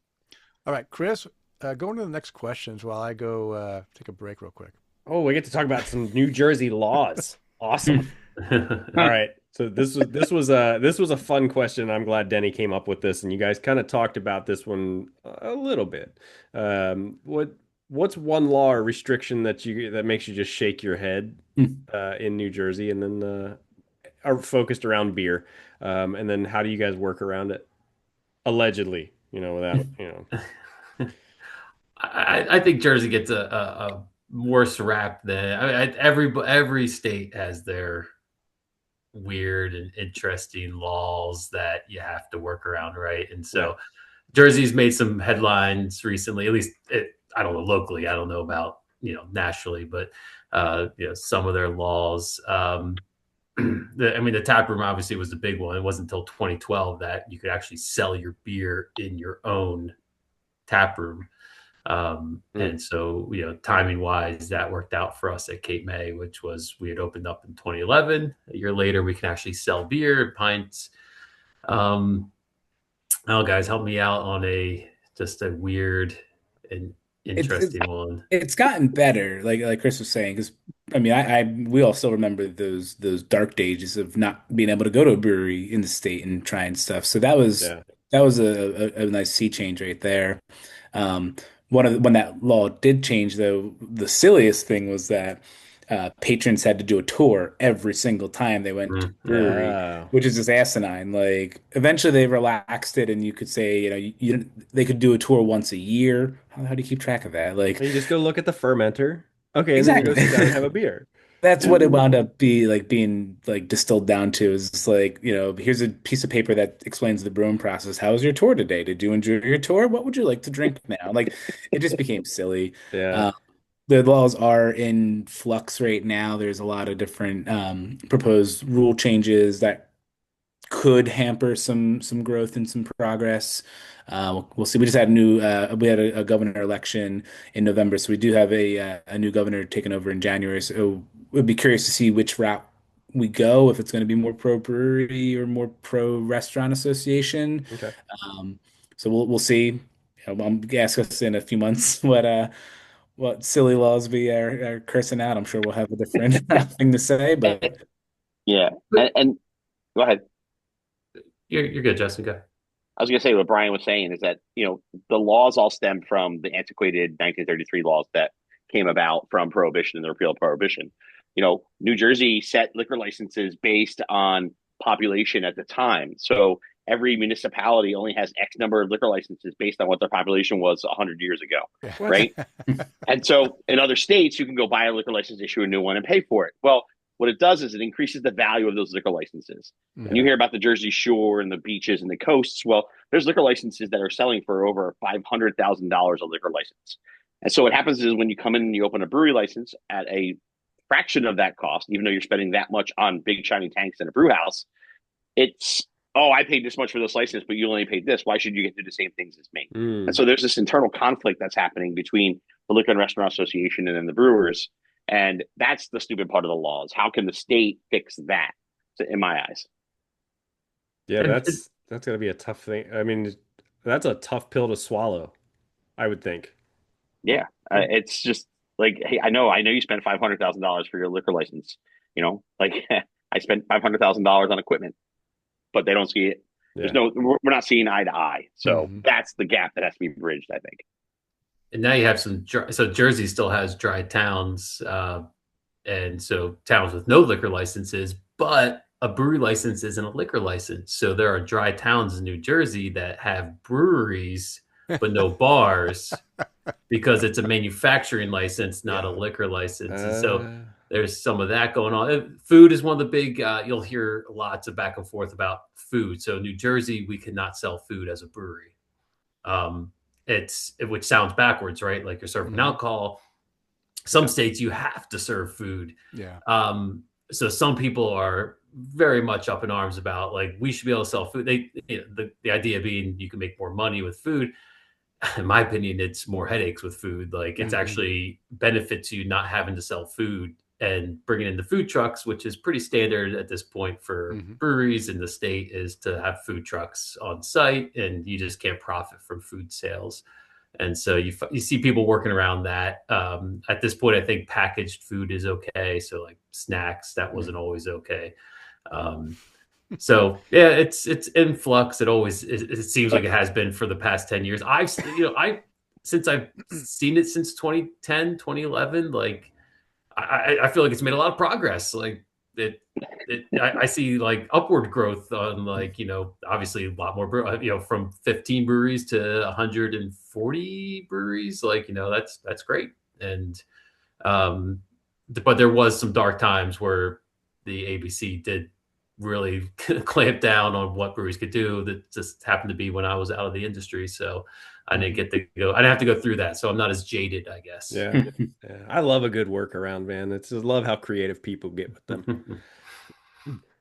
Okay, so the last few years have been tough on small businesses, especially breweries. We've seen quite a few breweries go out of business around the country and especially here in my area as well. So you guys are opening, a year a year or so opened, this brewery. How do you plan to balance creativity with the practical side of keeping the business healthy, especially in a competitive market? What's gonna make you guys survive when others fail? I think a big part of it for us is that we came in with open eyes. We didn't Yeah. start this thinking we're going to get rich. Hmm. Um, you look at to remove from the brewery world, and let's look at like pizza shops, right? For example, there's a mom and pop pizza shop on every corner of this country, and they all do just fine. but there's a good chance that the owner is flipping the pizza, answering the phone, Hmm. maybe just, delivering. Maybe they're only there a couple days a week. You never know. Um, and so as owner operators, like we're not opening this up as a brand and then, all right, cool, a couple years down the line, we can just fully remove ourselves and just pay people to run our brewery for us. There's not nearly enough overhead in the brewing industry to cover that kind of thing anymore. And so for us, we're owner operators. If we get to the point, well, for me, for example, right, like if we get to the point where we can afford to have somebody be in a brewer and I'm not sitting there actually mashing in every batch of beer, that's fine. I'm still going to be very actively involved on production though. Um, Justin's still going to be actively involved with sales and distribution. Kris is still going to be very actively involved with the admin, the back end stuff, the social media, because our social media is Kris. All that is filtered through his engineer, very unique brain of his. Um, but so as owner operators, that really helps kind of level that playing field a little bit for us. We're not just bringing in, oh, here's my retirement money, make this brewery double my retirement money. No, it doesn't work like that. Yeah. Um, And and on top of what Brian was saying is that we've been through this. We've done this Hmm. collectively 40 years between the three of us. And we've picked up some things along the ways. We're not just brewing beer and then, oh, I got extra cases. Let's sell them to the liquor store. Mm. We're making beer to sell to the liquor store with a purpose. So we're doing our math backwards. We know we want it Hmm. to be on the shelf within $1 of that brand. And we know that the store's marking it up 30 or 35%. We know that we have to sell it to them for this price. We know that it's this price to sell. We want to make our money on it. So we have to make it for this price. We're not just saying, "Oh, here's this awesome beer that costs all this money. Let's sell it for $10." No, we're doing the legwork to make sure that the business is healthy and Hmm. balanced. We're not just throwing it out there saying, "Oh, this is cool. Someone's going to buy it." So, so yeah, you brought up a great point, Justin. Because your model right now in the first year and maybe the second year is all distribution and selling packaged beer. We all know the margins are very small for packaged beer. The breweries make their, at least I'm assuming in New Jersey the same thing. Breweries make their money off of getting butts in the seat and selling a Yeah. higher margin beer on premise. Are you? I mean, are you? I assume you're succeeding in this packaged um, plan that you have starting off, and you're building up that capital that you need to be open to tap room. Yeah, definitely. I think in other discussions we've had, Brian's made this point very clear: is that if we opened with a tap room first, we wouldn't have the success and the distribution that we have now because True. we'd be Yeah. our focus all on that and what's Yeah. operating and what's brewing. Yeah. Now we know that, hey, this is what we're doing. We're going to liquor stores. We're taking inventories. We're running deliveries. We're going to tastings. We're going to bars. We're doing everything that we need to do as owner operators. Hmm. And we know what that's doing with the product. We know that we have to keep the beer fresh. We know we have to move Hmm. IPA. We know when we go to a liquor store, we have to rotate the stock because they're not doing it. We know that we have to Yeah. make things look pretty.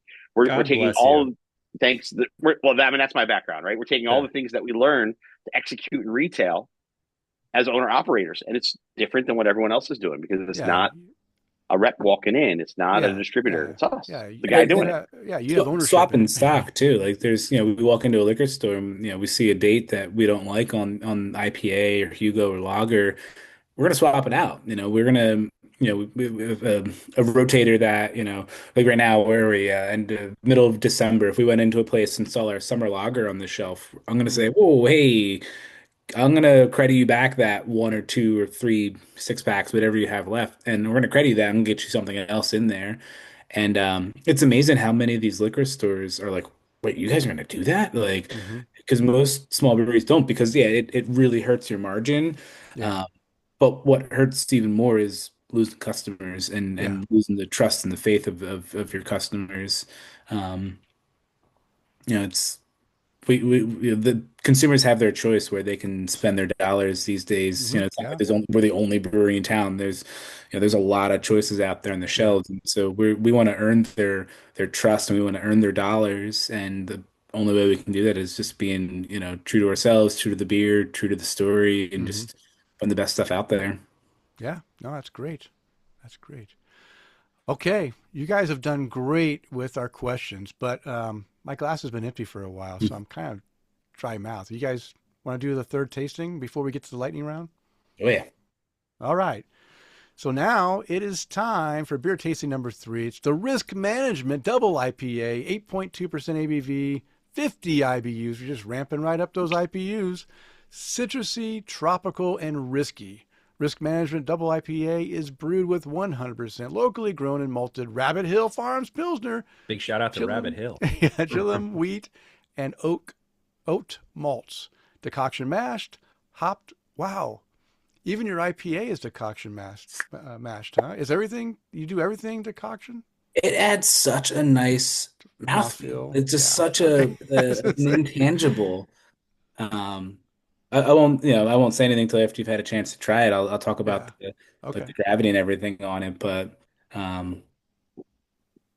it makes a difference. I haven't, to be honest with you, I haven't. It's the first time I've heard. I mean, maybe it happens all the time. It's the first time I've heard, IPAs being decoction. Yeah, nobody does that. Yeah, because it's a lot of work.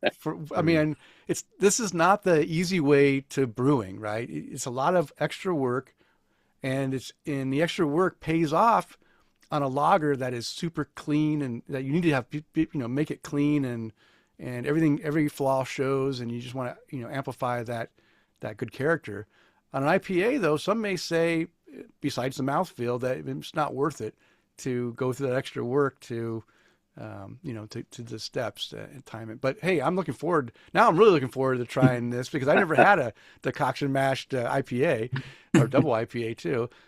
Hop with Brew One Citra Dynaboost on the hot side with a hefty dose of Brew One Cryo, Citra and Citra Cryo on the dry hop. With a balanced, soft finish and an assertive hop presence, Risk Management is what makes it so risky. Okay, wow. Let me pull mine out and you pull yours out and let me show you this head. Yeah, I'm always making jokes by not knowing I'm making. Denny and I are children. We just get to drink beer. We are children. All right. So again, sticking with the similar, I love the fact that I don't know. When I pulled these out and saw the artwork, I really enjoyed the artwork because I was disappointed with it, Denny. You know why? And I'll say, and just because I couldn't peel it off the can. Oh yeah, and make a freaking magnet out of it. It's not a stick. It's not a label. I know. So it's our gorgeous high art, quality. It's so simple and it's gorgeous art. Yeah, Kris, your ale mail video really stood out with all of them in a row there. It looked good. Thanks, appreciate that. And Denny, the talk about the decoction. There is I talk whenever I'm talking to Brian about our beers and like the new one we came out with. I'm like, it just has. It's almost like for me, it's like mid taste has a false body. It still finishes the dry, say. So if it's a Pilsner, it's finishing dry. It finishes dry, but there's something that mid taste that just is fuller with that decoction. And I think another benefit of the decoction is with our local farmer, that malt gets put in. It's on the floor. It's floor malted barley. All of our barley is floor malted. All of our grain, I should say, because we use floor malted wheat too. So it's old school floor malted barley. And there used to be a potato farm, so it's on the floor of their old potato bar. I don't even know what pack house. So they floor malt it, 5 days on the floor. It goes into the kiln, and then it's usually showing up at our brewery 1-2 days after it comes out of the kiln. Oh, so wow! We're talking freshly kilned barley and wheat, oats, and so it's super fresh, which is great, right? Because you talk about fresh coffee, freshly roasted. This is freshly kilned. At the same time, I feel like there is a little bit of that rawness of the barn, the farm in that barley. And I feel that decoction also, because Brian does a nice, he'll do a nice, rough, I shouldn't say rough decoction, but, he gets a nice, good boil, gets a good boil on that third of the mash. And I think he drives off some of that raw flavor. So I like that it's freshly kilned malt, but at the same time, I think that decoction helps it just smooths out the edges. Yeah. It takes off some of that that flavor that it's a little too fresh. It's a little too much like it is straight from the malt house. Yeah. Uh, Again, great head. It's got great head. Good retention too, because I poured this thing heavy, and that 2 finger head is staying strong, which is nice. The Yeah, I love aroma, this. yeah, the aroma is very unique. It's got like a sense of dankness in there, just like in the back of my nose, I love it too and because it's a citrus. little earthy too. s- Yeah, a Kind of, little. and I've got this like Kris, you kept talking about that packing house kind of thing. I'm like, it's some earthiness to it. Is the only way I can put it. Um, and then Well, this, yeah, it's and got then citrus in there, and and the citrus and the hops, and it's just it it's is got unique some ripe fruit as well. in I So get it's such a got a a good lot of way. stuff going on. I get a So ton of like that overripe yeah, borderline, like the pineapple where it's like yeah, just starting to Yep. turn. yeah, That or Um, the mango-ish, yeah, yeah. like It's that tropical fruit flavor. yeah. The aroma is very enticing, right? You smell it and you're like, ooh, this isn't just a bunch of citrus in your nose. This is like a blend of different things trying to pull out, kind of like the juicy fruit of, where you can't really pick out one little flavor in there, but very unique. I, that's one of the things I look for in IPAs these days is I look for something a little different than what everyone else is doing. Mm. And so far, just the aroma, uh, yeah, you're right. That like it's just slightly almost too ripe. Just getting to that overripe pineapple-y, citrusy character that gives you a little bit of that pineapple um, acidity, I guess. That Mm. gives you kind of a dankness in there, and just smells really good. Okay, so here we go. We're going to ask you a question while I take a drink here, Brian. Double IPAs can go so many different directions. What was your North Star when designing risk management? So, like I said earlier, for all of our beers, I want balance and drinkability. And so, like, sometimes with the double IPA, it's got Hmm. like that real resinous, long Hmm. hop oil finish, or too bitter or too sweet. Yeah. Um, Ultimately, I want with Wanderback beers, if you buy a 6 pack, you go home, you drink your first one, you're not, I don't know, what else is in the fridge? It's Exactly. you finish it and you're like, you just don't even think, you go grab another one. And even on the double IPA, um, where it has that drinkability, it has that, real soft finish. It doesn't have a lingering resinous hop character to it. Um, the hops are there. It's not like Hmm. weak on the hops, but it's just it's drinkable. Yeah. You're done the can, and you know, I've poured a glass of this and start writing an email or answering doing something, and then like just have a sip, and then just have a couple more sips, and I'm like, oh shit, that was that went down way too easy. Yeah. Um, and if I'm in the mood where I'm not doing some work and I'm just saying, I want to get buzzed tonight, which is few and far between anyway. But it's like, all right, cool. I'll grab another one. It's not like, oh man, that thing is like lingering, like it's the hot burn, the resinous, like Yeah. Yeah. Hop you burn's horrible. Yeah. Uh, if I were to define one word for the 3 beers I've had for Wanderback, I think you nailed it with the drinkability. Uh, it's one thing, drinkability is easier with some lagers, but your lagers especially. Drinkability with a double IPA is hard sometimes to do. I've stopped drinking double IPAs because of what you just said, resinous, hot Yep. burn, too sweet, all Hmm. those things that get turned off. I don't want to drink one beer and then feel like, well, I'm done because I just overdid it.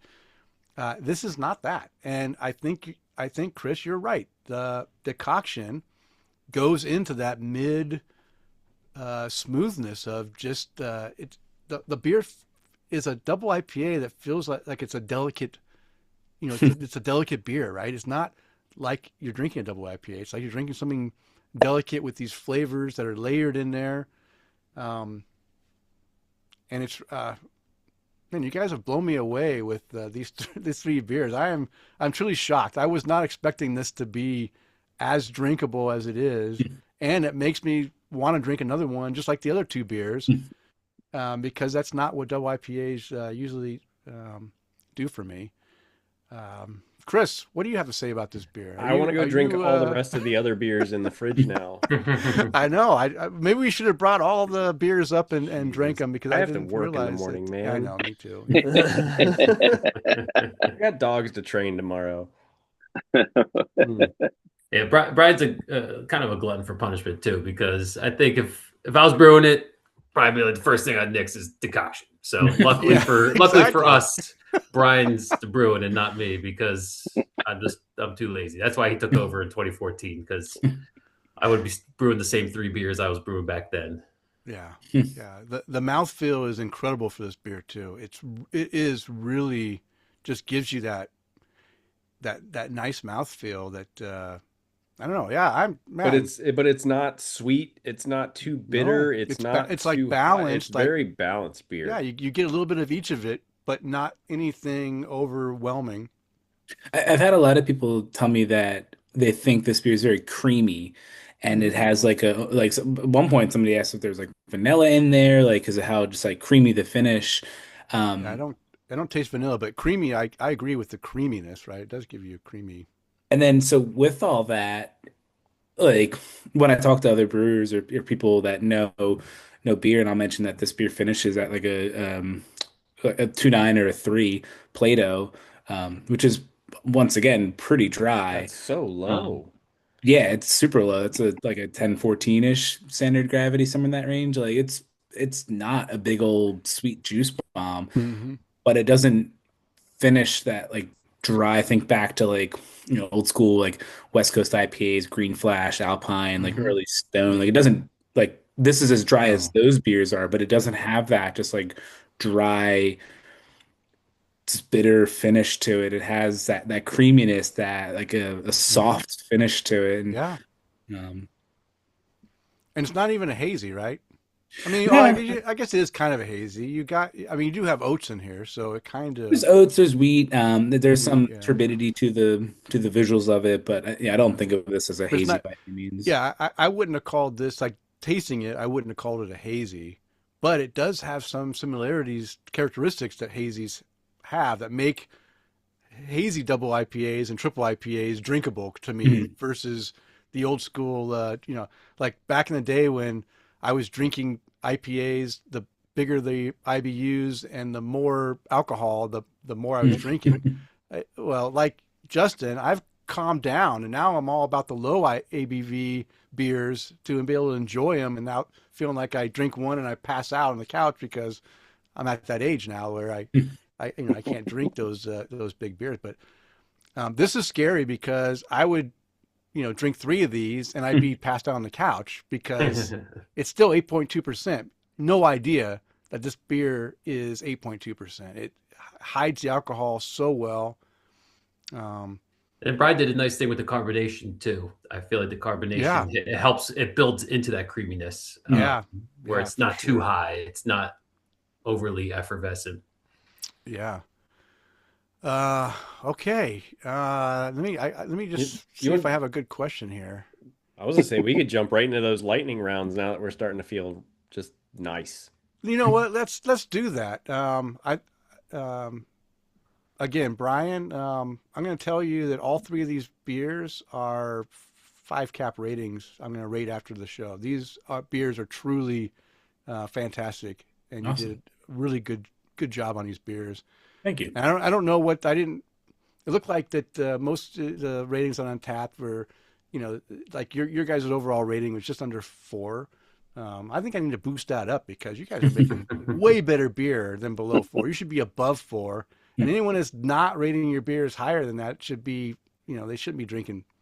I don't know. Beer, because this is You said Untappd, Denny, and they probably went, "Oh no." Probably, but I'm not the typical Ours is Untappd different. person. Right? Mine is I rate my beers by style, Nice. and I rate them by and I describe what each beer is and why I like it and what, and give constructive feedback. And I do get brewers that write back and say, thank you for that, for that feedback. We'll look into that. Yeah. I don't know. I don't have anything. I don't have any feedback except keep doing the same thing. This is repeat this it. is really good. and we know the untapped rating. Once we have an on-premise location, own premise location, it's going to help that story, and people really appreciate the beers more. So that'll help. True. Yeah, that's true. But Denny is also one that, and for anybody that's listening who's coming on the show with us in the future, don't be scared about it. Denny will tell you, hey, I don't like your beer. Yeah, I'm not scared. I'm not going to tell you. But by the way, I you don't know me. Sugarcoat the hell out of it. Yeah, you don't know me Denny very will. well, but I'm very honest. And this is not just because you guys provided this beer. If the beer wasn't good, I'd tell you it wasn't good. So, but I think you guys know that your beer is good, so it's okay. Feedback's always great. I mean, I love any and all feedback, and Untapped is definitely just one of those other tools in the toolbox for the feedback. And so I don't begrudge anything on Untapped. And we've actually caught some pretty serious draft issues because of Untapped. So it's a good tool for that. You start getting bad ratings. You're like, let's go check that out. Yeah, for sure, for sure.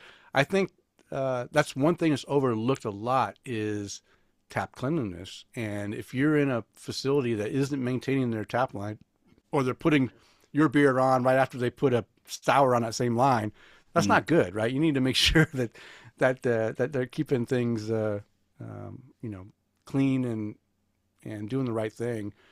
Because I have gotten bad beers on draft. A lot of times I'd rather just drink the can, so at least I get kind of what they intended without any contaminations.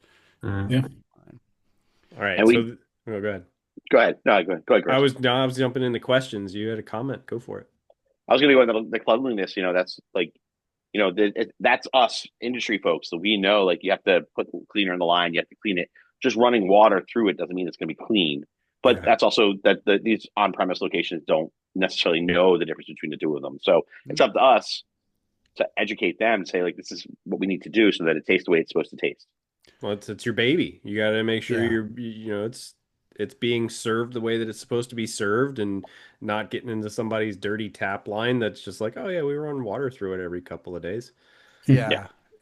I've talked to people that breweries that actually go and say, hey, I will clean you put me on one line, I will clean your line. We do that. We do that for we offer that to all of our on-premise spaces. Yeah, that's the way that's the only way you have to guarantee that at least your beer is going to be represented, at least with a clean line, is if you go and make sure it happens. And that's ownership, right? You guys got to take extreme ownership in the success of your brewery by making sure that where it's being served is serving it the correct way. So. All right, Kris, you want to start off the lightning round? Yeah. So, guys, lightning round questions are fun because I don't want you to think about them. Yeah. Just Just had a couple of beers now. We're just going to ask you a couple questions and, spit out the first thing that comes to mind. All right. So, what's your go-to shift beer after a long brew day? Wannaback lager. It's always in the tank, and it's just so easy. I mentioned earlier we have the dark lager. I'll be canning that up later this week, so I've definitely been sipping that off the tank the past few weeks. Very so nice. But Wannaback lagers is almost always in the tank. So okay, all right. Yeah, I guess that question was just to Brian. Well, this one might be a little bit more towards everybody, but this one's kind of Brian focused too. All right, no thinking. Favorite hop. I mean, if we're going for hoppy beers, IPAs, but not Citra. Such a brewer answer. Such a brewer answer. I mean, our flagship IPA, Perfectly Cromulent, which I believe you guys have, that Citra Motueka. That's my favorite hop combo. That's just awesome. Okay. For hoppy beers, if we're not going hoppy, in the more what we think of it as now, I mean, Saz and Saphir is all Saz. Yeah, Saz. Which it might not be around much longer, so let's do what we can. Okay. All right. Beer style you will always order when you see it on tap anywhere.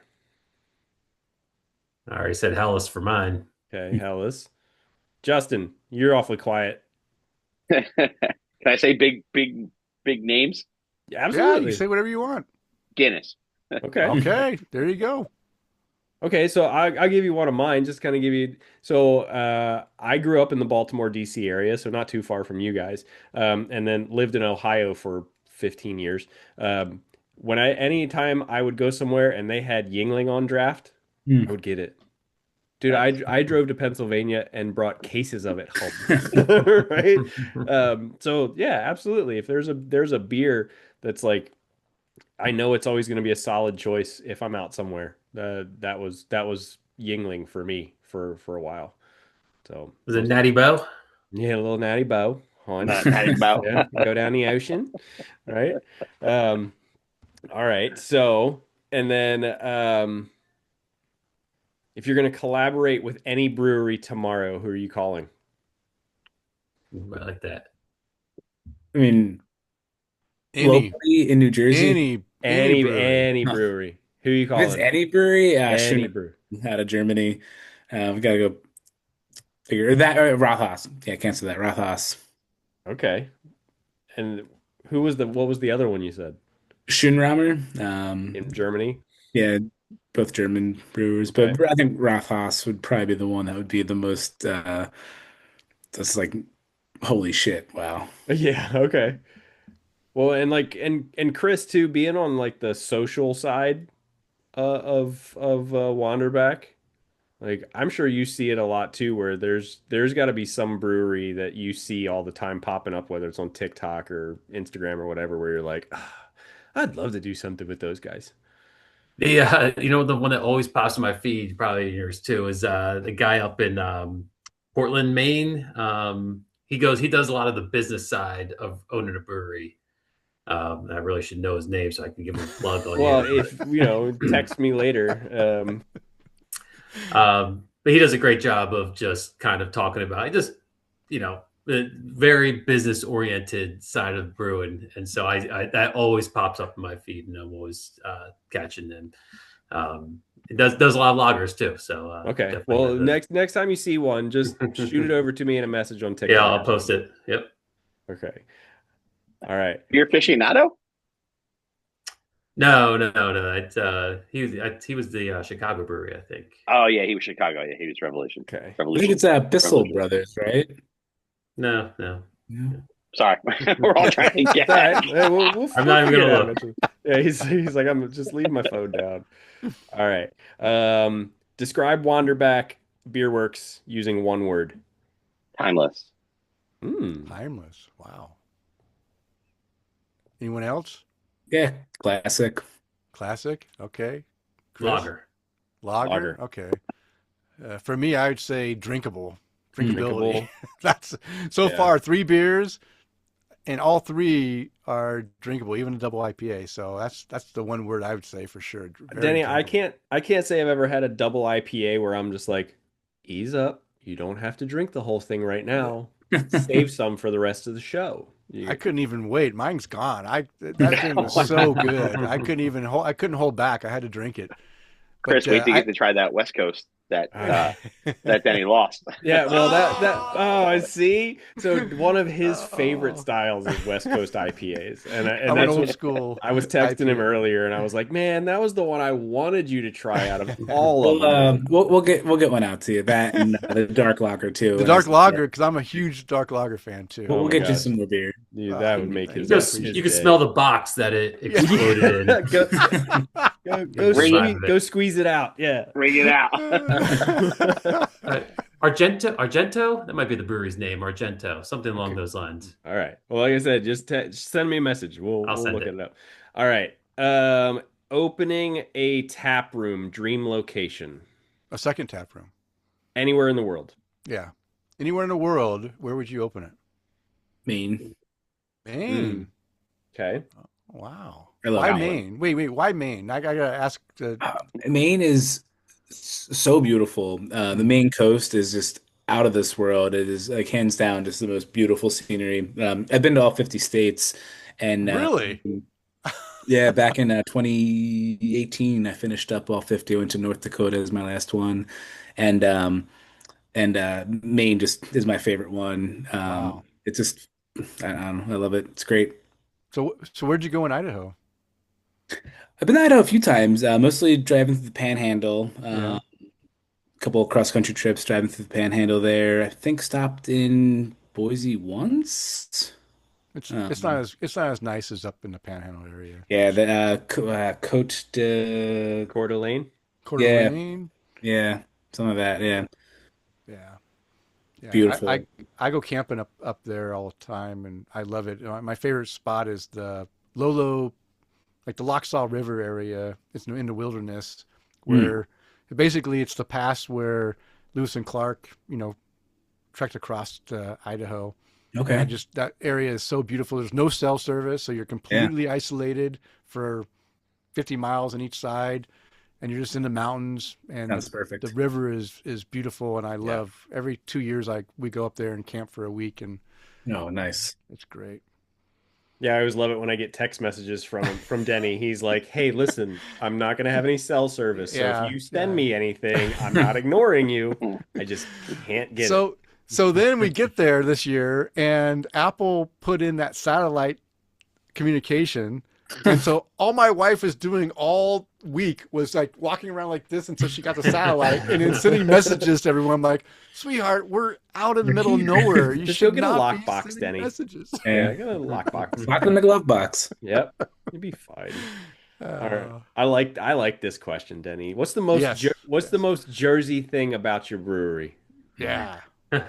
Malt, the malt, The malt. The the malt. malt. Oh, Mm. dude, Good such point. a good answer That's a too. good I answer. mean, Such a did you good guys answer. look on the can? It says It Jersey says Fresh. Jersey Fresh. I know. I did see that. Yeah, I love I the like fact it it. said Jersey Fresh. I was like, That wow. is actually that's given from the Department of Agriculture. So Okay. that is a legit Jersey Legit Fresh.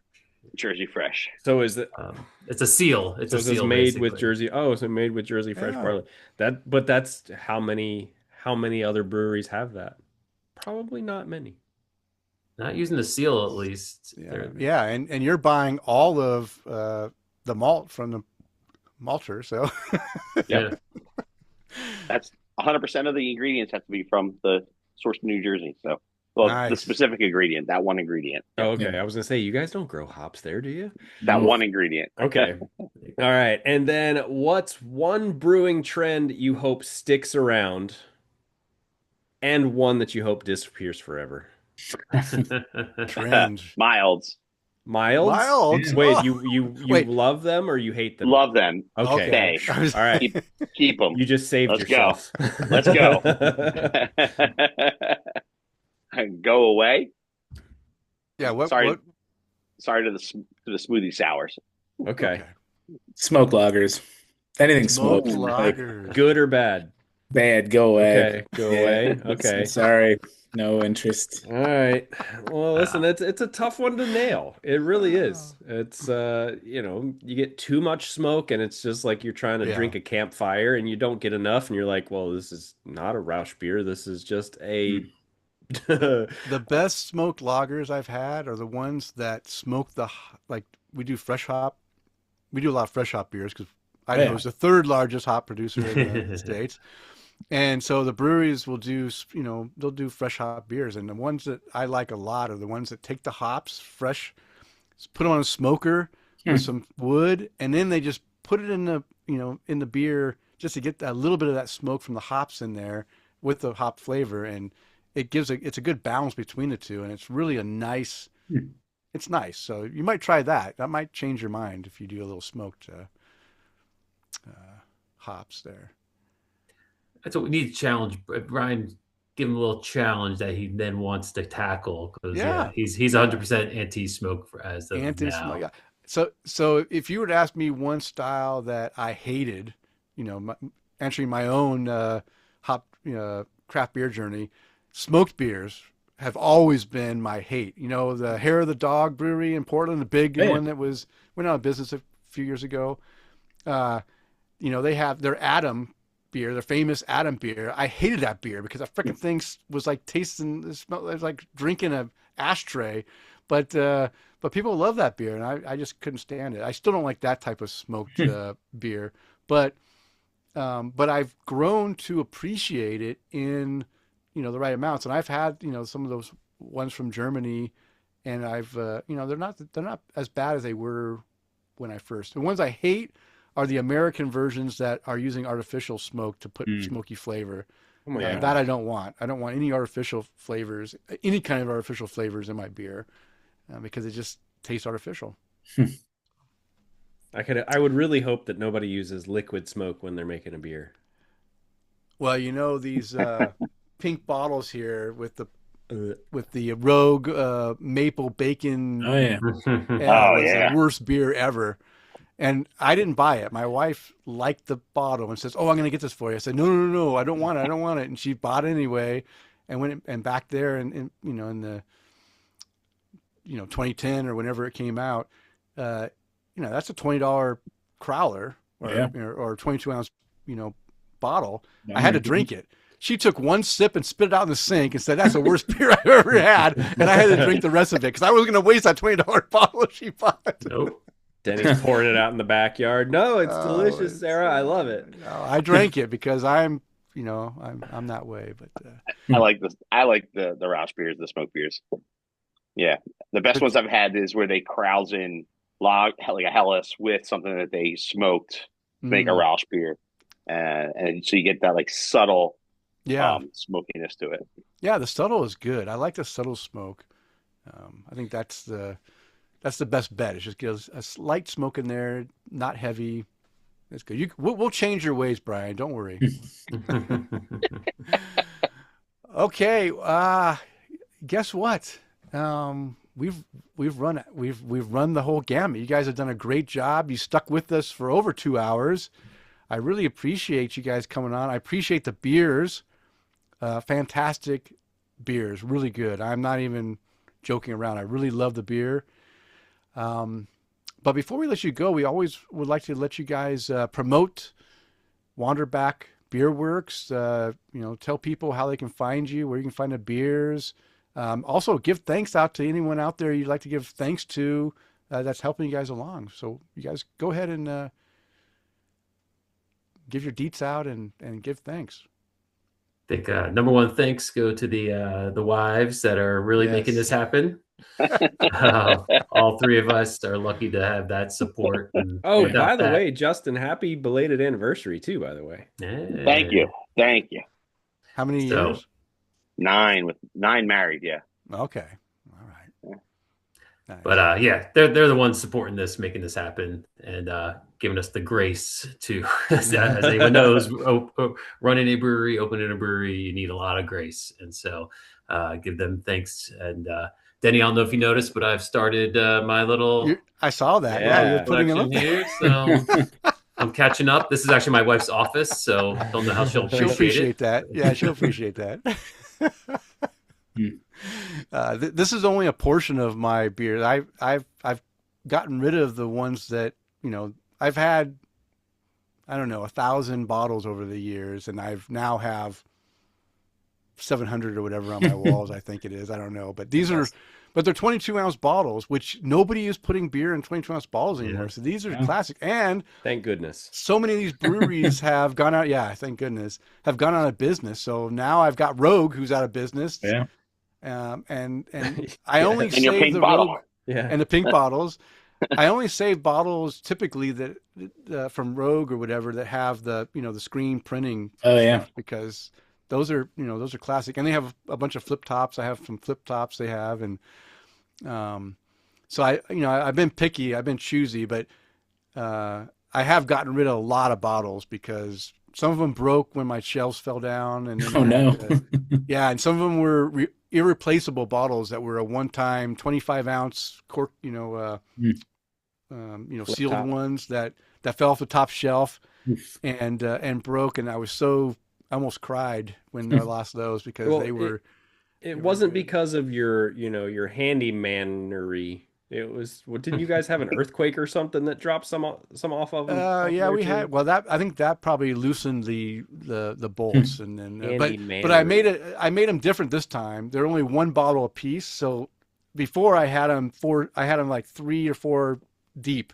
Oh, and the weight of all that glass just kind of like when the earthquake happened, it kind of shook the bolts out, and then it just all fell, and then landed right here where I'm sitting. I had a bunch of broken glass, and it was very heartbreaking. Mm. But Mm. yeah. Okay. They Anyone? can't find us much else other than in southern New Jersey. So Okay. but obviously reach out. We love to hear from you. At Wanderback Beer for most of our handles, except TikTok because my first account got banned. So we're at Wanderback Beerworks on the TikToks. On the TikToks. That's a story you have to tell another time. I was banned from TikTok. Wow. It was my And fault. it was, and I hear you're doing some promotion for koozies, right? $2 in a self-addressed stamped envelope, and you can get a koozie. That's right. Check out our Facebook page for the details on that. But yeah, please mail in a self-addressed envelope with $2 and a stamp, and we will get you a lovely koozie as modeled by Justin there. Denny, I got you. I got a bunch of stamps over on my cork board I need to get rid of. Oh, thanks, Kris. Thanks, Yeah. Kris. And right now we're pushing hard on the Human Fun, the beer that didn't make it to Denny. That beer, or actually the farmer Rabbit Hill, donated the grain for that beer, and we are also making a big donation Nice. to the local food bank in South Jersey. Awesome. So we're just trying to raise money for people who need that. So we brewed that with a brewery called Gusto. So talk about a collaboration that we'd really want to do. We got to do it with Gusto. They're old Cape May guys too. So hooked up with them. We made an awesome West Coast version. They made a hazy version of the same beer, and we both released it. And that's out in shelves now, and really tasty. And as you heard, Brian likes his beers. Bitter, if you look at one of our IBUs, you can kind of factor up about 5 for Brian. So if it says 30, I'd say factor in a 35. Definitely. Not fair, right? If you had the West Coast Pilsner, he loves that. It's a great bite, but it's still balanced. So so it's a great beer, and so that. Definitely one of the things we're trying to push out right now, but in the dark lagers coming up, Dark Matter. Dark Matter. Nice. What else, guys? Anyone else? Thanks. Cheers. Yeah, I mean, where we're brewing out of over in Egg Harbor Township on all the cans says it's a brewery called Hidden Sands. We're literally going to be doing what we're doing without those guys, so we definitely appreciate all of their hospitality and warm welcome and embrace. It's been a great partnership for almost a year and a half to almost 2 years now. So great guys over there, and local. Love all the local support. The other breweries that we've been friends with for a while have been so receptive and wanting to, collab with us. Or a couple of the breweries have liquor licenses, so they are able to have outside brands on tap. So a number of them have brought us in on tap, which has been great. So yeah, just the local support's been phenomenal. It's been awesome so far. And thank you to you guys for having this, venue for us, this outlet for us to be able to tell our story to people that appreciate what we're doing. We got to bring fun back to what we're doing. This industry has got so saturated over the last 10, 12 years that we lost the fun. So let's bring it back. That's right. It's all about the fun. That's what Kris and I like to have fun. Yeah, most definitely. If we can do this on a Monday night and chat with you guys and chat with folks who are out there brewing beers and putting their blood, sweat, and tears into them, not literally, figuratively. No, this is awesome. We appreciate you guys coming on the show with us, sending us beers, and then God only knows next time I'm going to be in New Jersey, but hey, my brother lives in Delaware, so it's not too far. Right. And my brother lives in Sarasota, so that's right. So, like I said, it's Make it happen. Make it happen. So, like I tell a lot of the folks that come on with us, hey, if you're ever in the Tampa area, please let me know.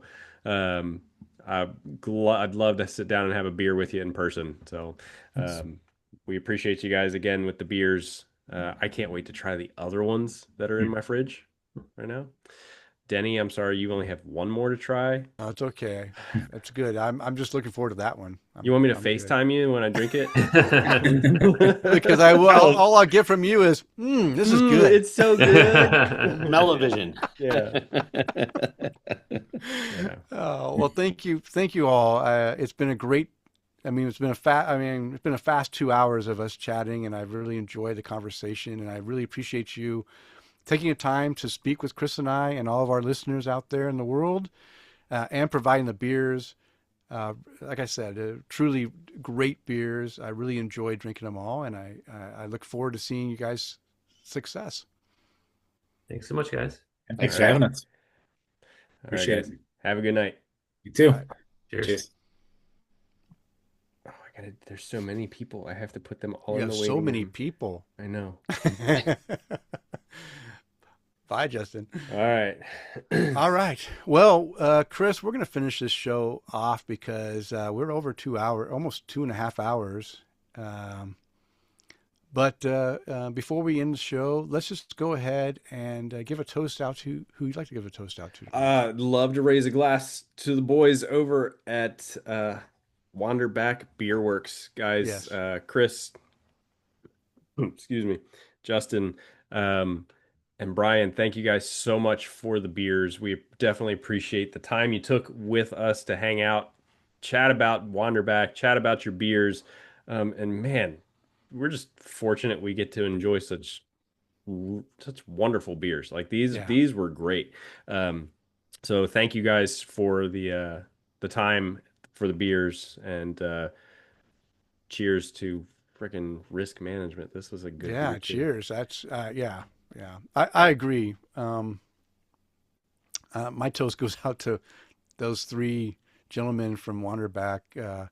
Really impressive beers. I can't say enough about. All three were knocked them out of the ballpark, especially that double IPA. I'll be honest with you. I knew that the first beer, the lager, was going to be good because it's a Helles lager and decocted, and I knew it was going to be good. Always iffy on the West Coast Pilsner because some do them good, some do them bad. Really well done West Coast Pilsner.